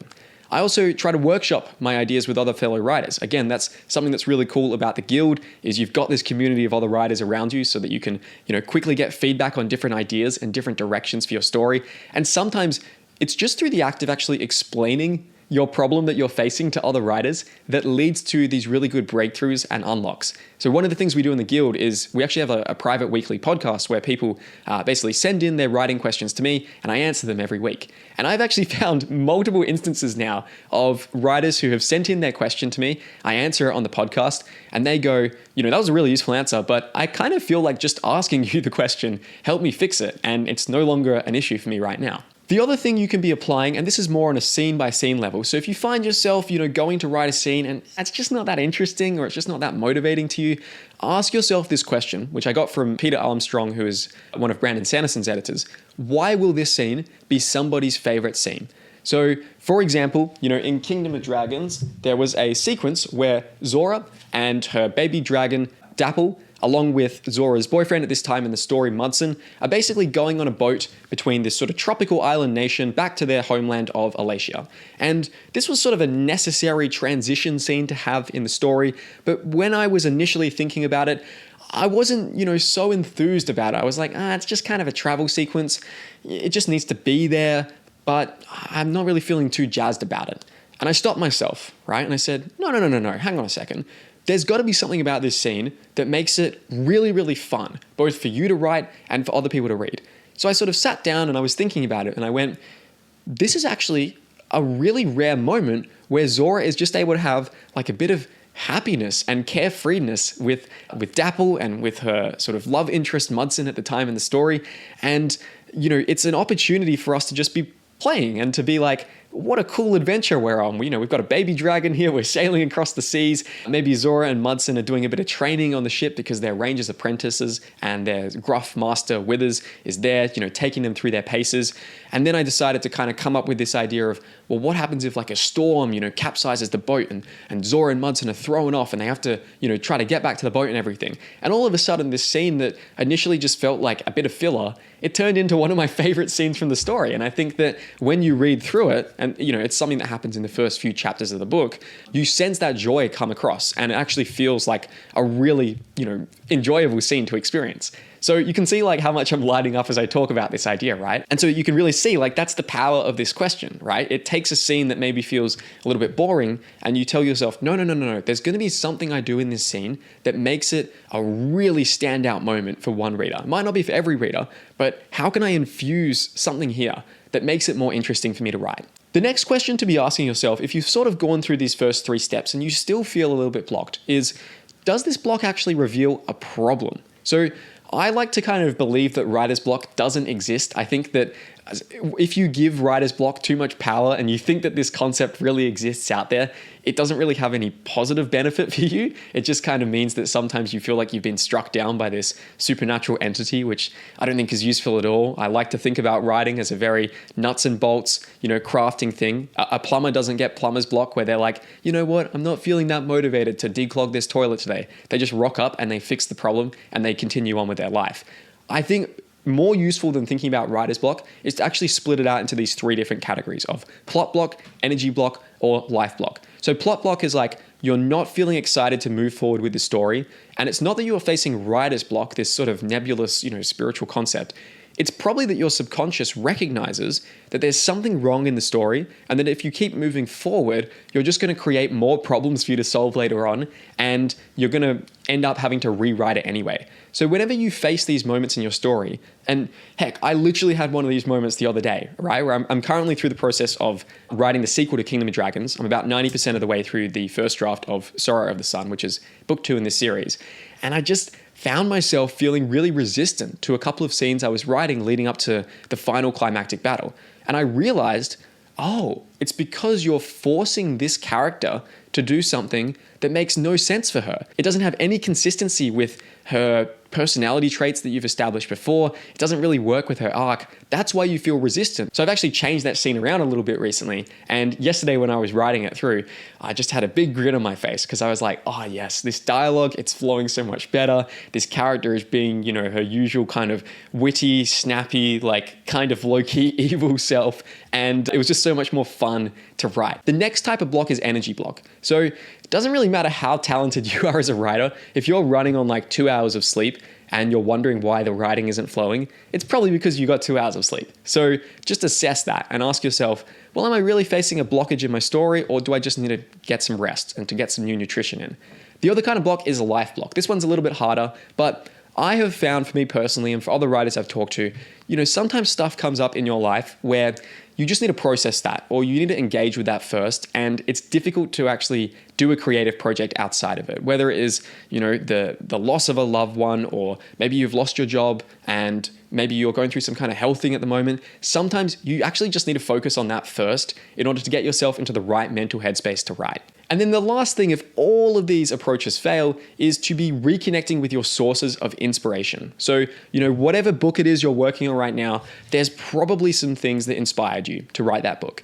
go back to those source materials, whether it is, a book you read as a kid or whether it's a movie that was really inspirational to you, and just try to reconnect with your joy for what made that story great. Often that's going to give you the clues you need to burst through the particular blockage that you're facing right now and continue on with writing the first draft. And then the last thing I would say about this phenomenon of feeling stuck is that, if you're 20,000 words into your novel, 30,000 words into it, or whatever it is, and you're thinking about giving up, I really strongly encourage you to just push through to completion. For your first novel, you are going to learn so much more from finishing a crappy 80,000 word novel and then learning from that, maybe moving on to another project, rather than starting and stopping 5 half-complete novels in the same time. And again, this is why I really do strongly suggest that you pick a relatively easy and small scope for your first story to make it easier to push through those moments of blockages. The blocks you're going to face on a 200,000 word fantasy epic that is the start of a 10-book series, they're probably going to be far more substantial and harder to overcome rather than the blocks you might face, writing something like Across the Broken Stars, which is one point of view character, a standalone story, 80,000 words. Again, think about how you can rig the game to make it easy. Rig the game to put the odds in your favor.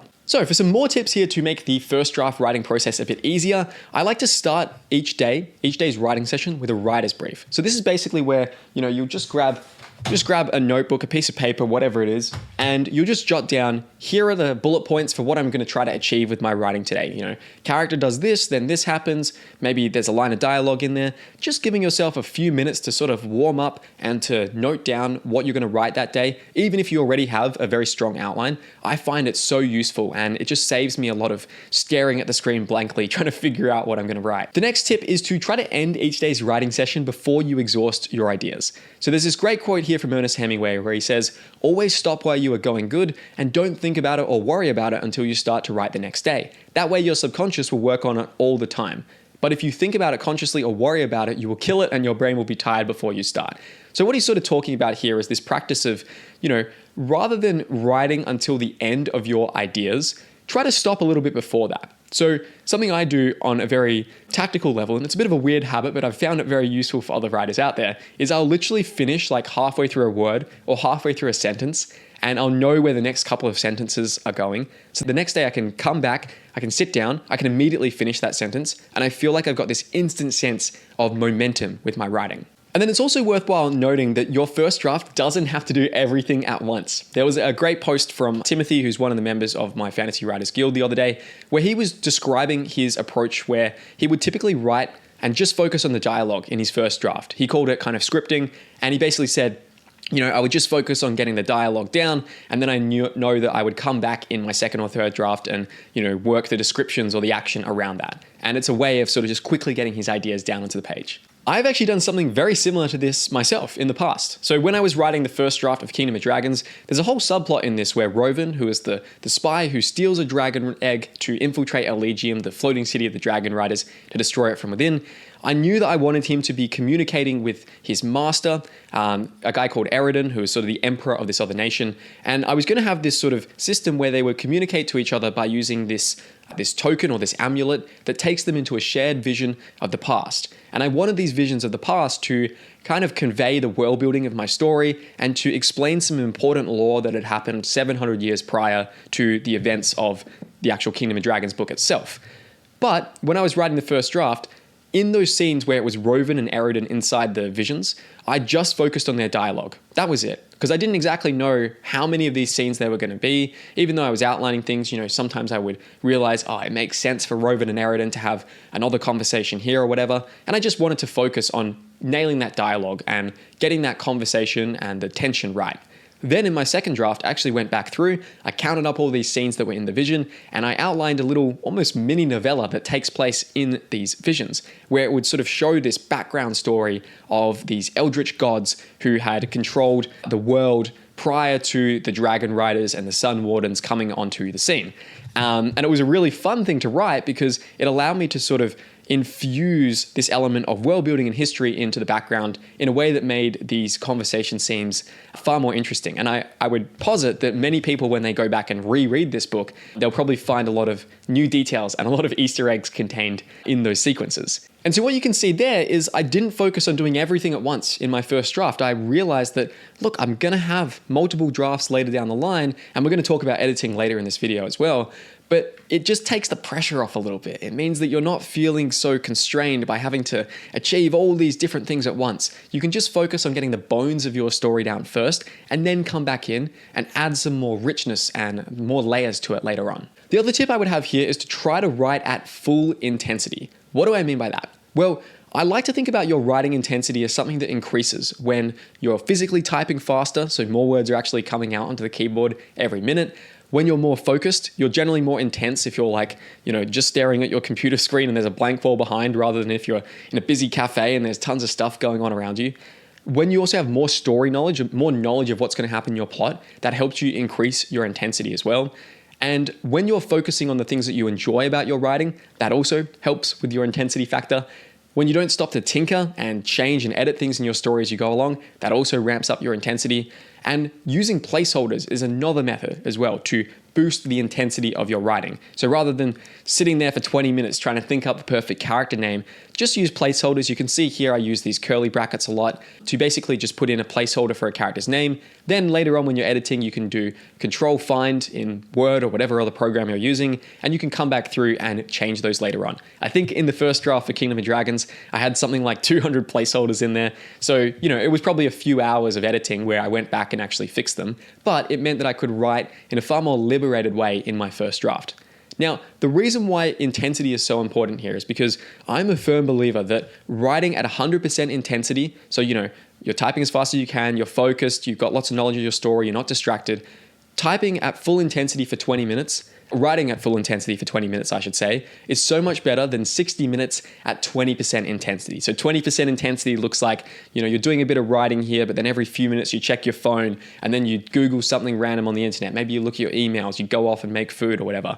That is a hard place to be productive. There are some people where that's probably right, and maybe that is useful for you, but in my experience, I write so much better when I just try to fully lock in. And even if that means I have a smaller amount of actual writing time, I think it's a better approach, because the thing is, over time, the duration that you'll be able to maintain your full intensity is going to be increasing here. But you really just want to be optimizing for attendance first. And I know you might be thinking right now that if I write fast, that reduces the quality.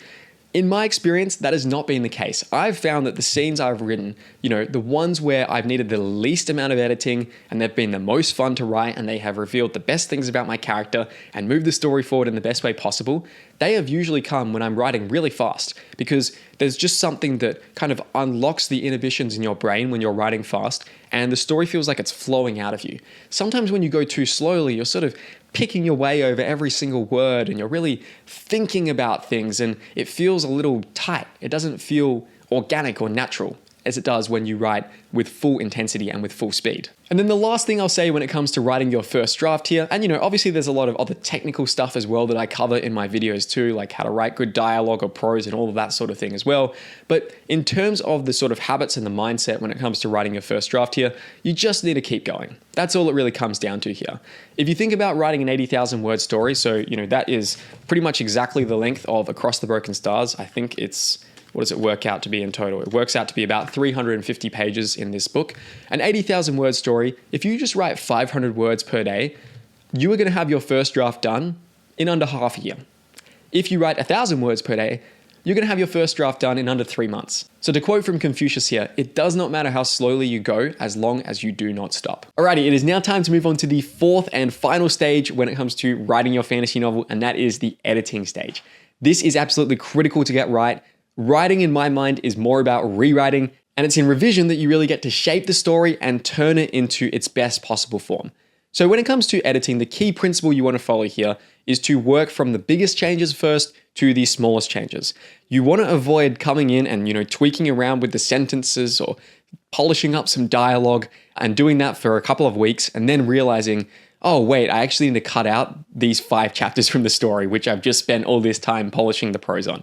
You don't want to be rearranging deck chairs on the Titanic. You want to be coming in and identifying what are the biggest problems to solve in this story first, then solve those, and then drill down into the smaller issues as you get deeper into the editing process. So my editing process is something that has evolved a lot over the years and continues to evolve and be different from story to story, but generally I like to begin by letting the story rest. After I finish the first draft, I'll give it a few weeks, and in that time, I'll ideally try to go work on something else. Maybe it's a short novella. I've actually written a bunch of short novellas and short stories between my major books, so if you go to my website, you can actually read those all for free. I've got a little prequel to Fires of the Dead, for example. I've got a little prequel to The Thunder Heist, and I've even got a little prequel to Across the Broken Stars. I don't have anything at this stage that is a sort of side story to Kingdom of Dragons, but I might write that at some point in the future.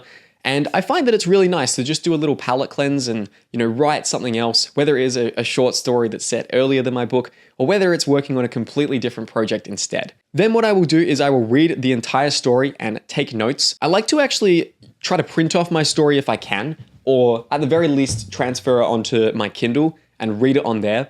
Basically not read it on the screen that I wrote it on, because it just helps to create a layer of objectivity and helps me look at the story with much clearer eyes. Once I've gone through and I've taken all those notes, I will then work on my second draft. The focus here is on big picture structural fixes. Things like the character arcs, or whether these chapters need to be rearranged, or if new scenes need to be written, or that sort of thing. The third draft is all about specific editing passes. I'll get into that in a little bit more detail later on. And usually at this stage, this is when I will then open it up and give it to early readers to look at. I'll talk about my early reader process in a bit. Once I've got their feedback, I'm going to be incorporating that into my fourth draft. And then I will usually be trying to hire a pro editor at this point in order to do the last big tweaks in the story before my fifth draft, which is looking at the final polishes, the wordsmithing, trying to make the prose as nice as possible, and all of that fun sort of polishing up stuff. So I'm going to go through these steps in a little bit more detail here. So in terms of actually making the notes on my first draft here, what you really want to be thinking about is how can I trick my brain into thinking that I did not write this thing? So what I like to do to achieve this is to actually either print my story out, or if it's really massive, like, Kingdom of Dragons is prohibitively expensive if I'm printing out like 700 pages or whatever, transfer it to your Kindle. So your Kindle actually has this cool feature where you can literally email a Word document over to your Kindle, and you can then read it through there as an ebook. And ideally as well, you might want to think about using a different font, again, to make it more foreign, to give you a more objective view of this story. And pretend you are an external editor in this stage. Pretend you didn't write it. I will literally treat this like I am externally editing someone else's story. I'll be like, you didn't do this thing here, or it seems like the story is struggling with this. Like, I'll literally write it the same way I would as if I was editing someone else's work. I'd like to divide my first draft notes into sort of general notes on the story, then structure specific notes, character notes, world building related notes, plot notes, and then I'll have specific comments for each individual chapter as well. Tell you what, let me actually show you what my editing notes look like for Kingdom of Dragons. Let me get that up now. So you can see here are my editing notes for Kingdom of Dragons. I've got about 20,000 words worth of notes here for myself, which is pretty excessive, but I like to go detailed with my editing. And you'll see here I've kind of laid out the particular editing process I want to go through for this book. You can see here I'm mentioning the added scenes that I might need to add into the story. And then if you scroll down, you can see I've got some general notes here, character related notes, world notes, plot notes. I've got this arc phrases section as well, which is basically, an arc phrase is kind of a motto that gets repeated several times throughout the story, ideally as a way to sort of develop emotion and reflect a character's growth as well. You can see me playing around with a couple of different arc phrases as well, some of them which made its way into the story too. And then you can see I've got specific notes on each chapter. For some chapters, it's only a few little things here like, okay, you need to mention that Trusil is a tropical island as early as possible. That's literally, a note that happens pretty early on in the story. Some notes are much bigger to figure out. Like there's some note I made up here about like, do I need to cut out, the first 5 chapters of the story or whatever it is. But basically you can see how I've structured them all through here. It's really up to you to decide how you want to structure this for your story, but it's a very useful exercise to go through. One of the other things you might want to think about at this stage of the process is doing what I call a wild imagination session. So this is basically where you pretend that you haven't just spent, a few months writing the story or whatever it is, and you literally brainstorm every possible cool direction that this story could go in, even if it is radically different to what is currently on the page there. While it's not always possible, or indeed you might not always have the energy to do a complete rewrite from scratch, it's just good to entertain the thought and see where else this story could go, because sometimes there will be clues in these alternative directions that you can work back into your second draft. Now, when it comes to actually writing the second draft, again, the big focus here is on the structural fixes, on figuring out the big picture elements of your story. So you want to be looking at things like, what scenes do I need to add? What scenes do I need to remove? Do I need to rewrite any required sections? My second draft, will typically have quite a bit of rewriting, although it really depends from project to project. I would say with Kingdom of Dragons, that probably had the most rewriting out of any story I've worked on. Something like, the Thunder Heist, which I've got under these piles of books around here. The Thunder Heist pretty much had no rewriting required. Across the Broken Stars had quite a bit of rewriting because the first draft was like 60,000 words, felt a bit too short for me. So I figured out a way to add in an extra 20,000 words without padding the story out, but actually just giving some more depth to the characters' arcs. The other thing you'll be wanting to look at here is, do I need to add additional characters, remove other characters, or perhaps condense characters together?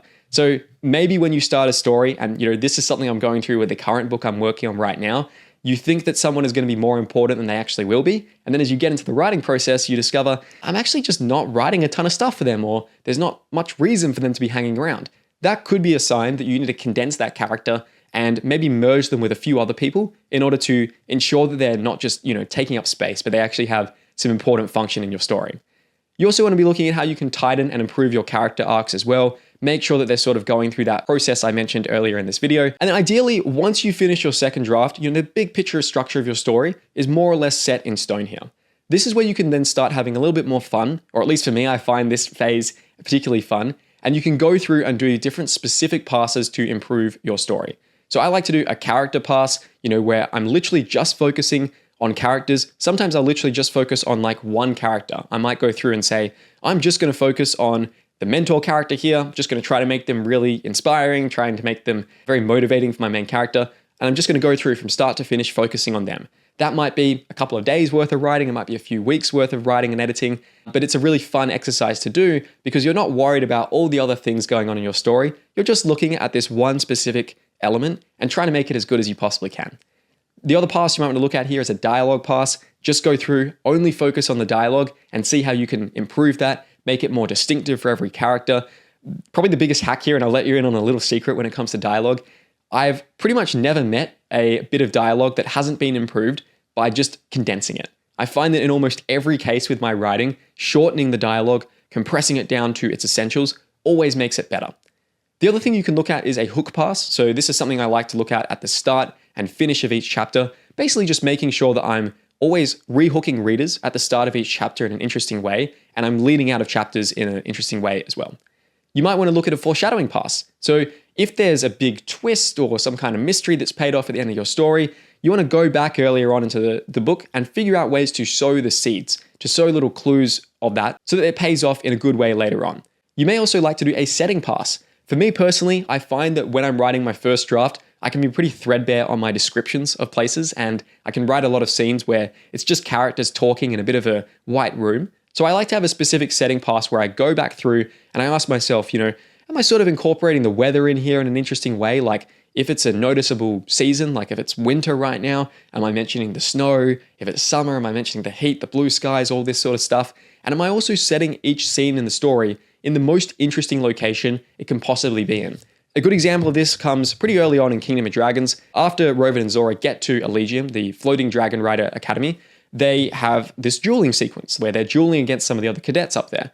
And originally it just sort of took place in a generic room, but I decided to set it someplace a bit more interesting. I thought, wouldn't it be cool if they're having this practice duel in a room that's sort of in the caverns of Elysium, and they're on this sort of rocky bridge above a shallow pool of water. So, if you get knocked off the bridge, then you fall into the water. And maybe one of my characters, in this case, Zora, this girl over here, maybe she actually manipulates that in a way to win a duel that she wouldn't otherwise. And so it's just a little tweak, but it makes the scene so much more interesting by just adding in this extra layer. And of course, you can add in any other passes that are appropriate for you as well. As you develop as a writer, you're going to figure out what things you typically need to work on in your edit because you're maybe, not as good as expressing that in the first draft. Again, this is the beauty of writing. Like, you don't have to do everything at once. And in fact, just focusing on these different passes and knowing like this week, I'm just going to work on my dialogue. Next week, I'm just going to work on my setting. It is so liberating. And it actually, to me, is probably like the funnest part of the writing process in a lot of ways. I really do enjoy outlining as well, but this is just so fun because you kind of know that the basic story is there. And now you're just getting to tweak and play with things. So at this stage, your story will probably be ready to give to early readers. you don't necessarily want your story to be perfect before you give to early readers, because if you've invested too much time, too much effort into the editing, then you give it to early readers, you might be more resistant to the advice they give you. You want to kind of find that sweet spot where like the bones of the story are there, but there's still a lot of room for improvement. And you know that there's going to be more improvement to come, because that's going to allow you to have the sort of mental fortitude and creative energy to incorporate their feedback and, actually continue improving your story. So this phase of the process is about finding people who can give you honest feedback. Again, the Fantasy Writers Guild, my community for fantasy writers, is something that can help you with this. We've got a whole feedback system set up in there. We've even got a feedback matcher who you can basically message them and they will pair you up with another writer who also wants to give feedback so that you can, swap your chapters with each other and really learn from both the process of giving a critique and receiving a critique at the same time, because it's very, very useful to give feedback to other writers too. And the main thing to be focusing on with your early readers is to be asking for their experience and their emotions. This is really, really critical, and it's why I've bolded it here, because you don't necessarily want to ask for their advice and for their direction. Let me clarify what I mean here. The reason for this is because most early readers you work with, whether they are family and friends or colleagues or, even other writers, they probably haven't been trained as a specialized or professional editor. And so sometimes they are going to be, well, actually, let me say that again. If they describe their emotional experience of your story and they're like, I really connected with this character because of this, or, I didn't quite find this scene worked for me, they are 100% right. You cannot argue with their actual emotional experience of what the story has done to them. However, if they turn around and they're like, I think you should do this to fix it, they might not always be accurate, because they might lack the full understanding about what you're trying to achieve, or they might not actually have the skill to know how to come in and diagnose and edit a story. So you do want to be cautious when you are working with early readers if they don't actually have extensive editorial experience, or they haven't been trained in proper editing, because they may lack the ability to give you a correct solution to the problem. It is much more useful to just gauge their experience, their emotion, their reaction to the story, and use that as clues to then come up with a solution on your own as a writer. Obviously, if you're working with a professional editor or someone who is a really good writer, then you can probably ask for more prescriptive advice from them. But generally speaking, you want to focus on their experience and their emotions. The 4 questions I like to use to do this: first of all, what's great about the story so that I don't accidentally get rid of it? What's boring so that I do get rid of it or change it? What confuses you? What didn't really make sense here? And then lastly, what don't you believe? So was there a character decision that felt very unusual, or was there something about the world that just didn't have the logic working properly? I got these 4 questions from Mary Robinette Cowell, and these are pretty much the questions, I'll be sending through to my early readers whenever I send them a story. So, the early readers for Kingdom of Dragons, these were the questions I was getting them to answer. The important thing here is you really want your early readers to focus on big picture notes. You don't necessarily want them to be coming in and be correcting spelling or grammar or punctuation, because all of these things are probably going to change later on, and that's not really the focus of what an early reader critique should be about. It should be about the big picture structure of your story. So for example, right here we've got an email I sent to one of my early readers for Kingdom of Dragons, Maddie, who gave me some amazing feedback on this book a few years ago. And you can see here, these are the questions that I sent through to her. I said, this is an early draft, so there's going to be a lot of typos. Don't worry about correcting them. I'll fix them in the proofreading stages. What I want is big picture feedback. So, what's awesome, what's boring, what's confusing, what didn't you believe? When it comes to receiving feedback, oh boy, this is a really tough thing to go through as a writer. It is going to hurt. Like, even to this day, I've been writing for 12 years. I've published a lot of books. I've read a lot of reviews and everything. It still always hurts when an early reader tells you that something didn't quite work. And the reality is that right now, you're probably not as good as you think you are. I know it's a bit of a harsh thing to say, but if you have not published multiple books yet, or you haven't finished a book yet, you probably don't know the deficiencies that are in your kind of skills as a writer. And that is totally okay, because every single person starts there. Your favorite author, they started there in the exact same spot. So don't take negative feedback personally. In fact, really detach yourself from the idea that there is negative and positive feedback. There's just feedback, right? That's all there is. And your job is just to learn from it, to develop a thick skin, and to not let it harm your ego, but to just use it as fuel to improve your story. You and your readers, your early readers, you're both working together. You're not on opposite teams. You're not arguing or dueling with them. You're both working together to form the best possible version of this story. So treat your story as an experiment. You're thinking that if I do these particular things in this scene, it's going to make the reader feel this particular way. Your early readers are a way to validate that hypothesis, to test that experiment. And if something doesn't work, then it just means that you need to change the variables of the experiment that you're running. It's also worth noting here that you get feedback from what your early readers don't say. So, if your early readers seem to get like 20% of the way into the story, and then their notes sort of dry up from there, and they maybe just send you feedback on the first 20%, and you get this from like 3 or 4 people, it's probably a sign that there's something you're doing in that first 20% that's not quite right. And so the absence of feedback on the rest of the story is actually data. And again, if you are looking for a great community of fantasy writers to give you high quality feedback on your story, I highly suggest that you check out the Guild. Like I said before, we've got a feedback system set up in there, and everyone who comes in is personally handpicked by me as well. So you know that you're not just getting a bunch of random people giving you feedback on your writing. You're actually getting feedback from fellow fantasy writers who are really dedicated and really passionate about the craft as you are as well. So once you've got that feedback from your early readers, it is now time for the 4th draft, which is where you actually incorporate that feedback. Realize that you do not have to accept 100% of the notes that your early readers are going to give you. Again, like I said before, you want to ask for their experience and their emotions, not necessarily their advice on what specifically to do. Again, if your early readers are like actually really experienced writers or really experienced editors, then you can accept some of that stuff a bit more. But if it's just, family and friends or newer writers, then you really need to be coming up with your own solutions. What you want to be doing though is look for patterns. So if one person has a problem with a particular scene and you've sent it out to 5 people and the other 4 people didn't really have a problem with it and you kind of like the scene, then maybe you can leave it. But if all 5 people say they hate that scene, then you do need to do something to fix it. So then once you've done that 4th draft and you've incorporated that early reader feedback, it might be time to think about hiring a pro editor. Now, the amount of editing that you need to get for a book is going to depend on whether you're going down the traditional publication or the self-publication pathway. But if you are self-publishing, 100% you need to get an editor involved in your story.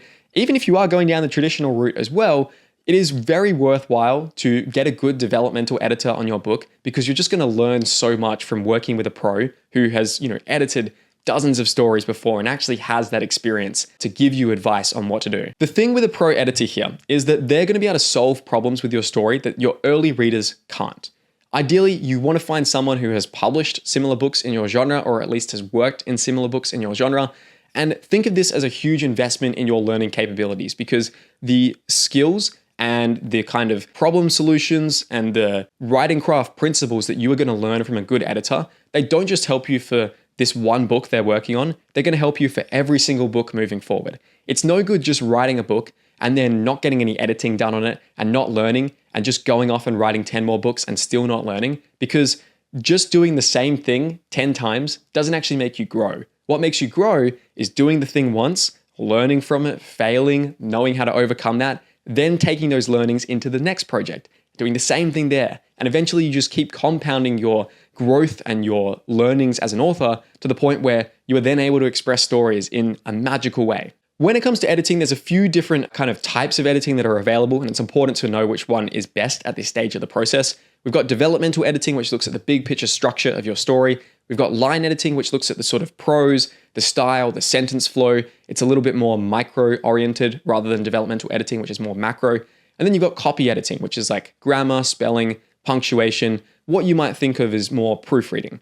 Now, I would highly suggest that you just focus on developmental editing to start with. If you are self-publishing as well, you probably want to copy edit in there as well. But developmental editing is going to be the most valuable for you at this phase in the process because it's going to allow you to just really understand whether the big picture aspects of your story are working properly. And it's also worthwhile saying that, as someone who has done a lot of editing for other writers out there, although my one-on-one editing program has been closed for the last year and a half because I've wanted to focus more on group coaching stuff, on my videos and my own writing, finding a good editor just allows you to have this incredible ally in your corner who is as invested in the success of your story as you are. There's stories I edited like a year ago, a year and a half ago that I still think about to this day. And I'm really looking forward to hopefully seeing quite a few of those get published this year. An editor is someone who becomes, almost part of your team as a writer. So trying to find good editors out there is really critical, and it can be pricey, but it is a worthwhile investment to be making into your growth as an author. Now this brings us to the final draft. And of course you may have, more or less numbers of drafts, depends from project to project. But this last phase of the editing process is all about polishing. So here I like to look at how I can sharpen my prose, to condense and cut the descriptions and the writing in my story. Sometimes I will like to actually change my font before I go through with this, just as a way to, again, try to make the story feel like it was written by someone else so that I am more objective in how I am approaching it as an editor. I like to also use Word's read aloud feature. So in Word, you can actually get it to read your story out loud to you. And this is such a fantastic way to catch little mistakes, because it's so easy to sometimes skim over errors in your story when you're just reading it in your mind. When you actually read it aloud, and I do like to read it aloud, from my own mouth as well, but sometimes when you're writing, big ass books, you do find your voice gets a bit exhausted after a time. So I like to use read aloud feature to basically just get that other objective perspective on my story. I also like to use tools like Pro Writing Aid. This is basically a piece of editing software that plugs into Microsoft Word, and it has all these different passes you can do within it. So you can look at things like how many adverbs am I using in the story? Usually, and that's an adverb I just used there, the word usually is an adverb, ironically enough. You will want to be cutting down the amount of adverbs because, the adverbs usually show you an opportunity to write stronger verbs. For example, rather than saying John ran quickly, you could say John sprinted. They have other cool editing passes in there as well, like looking at how much of your writing is using the passive voice versus the active voice, looking at things like glue words, which tend to slow down the sort of rhythm of a sentence, looking at things like sentence variation as well. That's one of the best ways to improve your prose. Rather than having sentences that all sound a similar length, varying up and changing up the length of your sentences creates a much greater sense of musicality and rhythm to your writing. So they have a lot of cool editing features in there as well. I've been using the tool since like 2017. They're not sponsoring this video or anything, but I do have a discount link down below. And if you do use that link, it does give me a small commission as well at no extra cost for you. So it's a great way to help support this channel as well.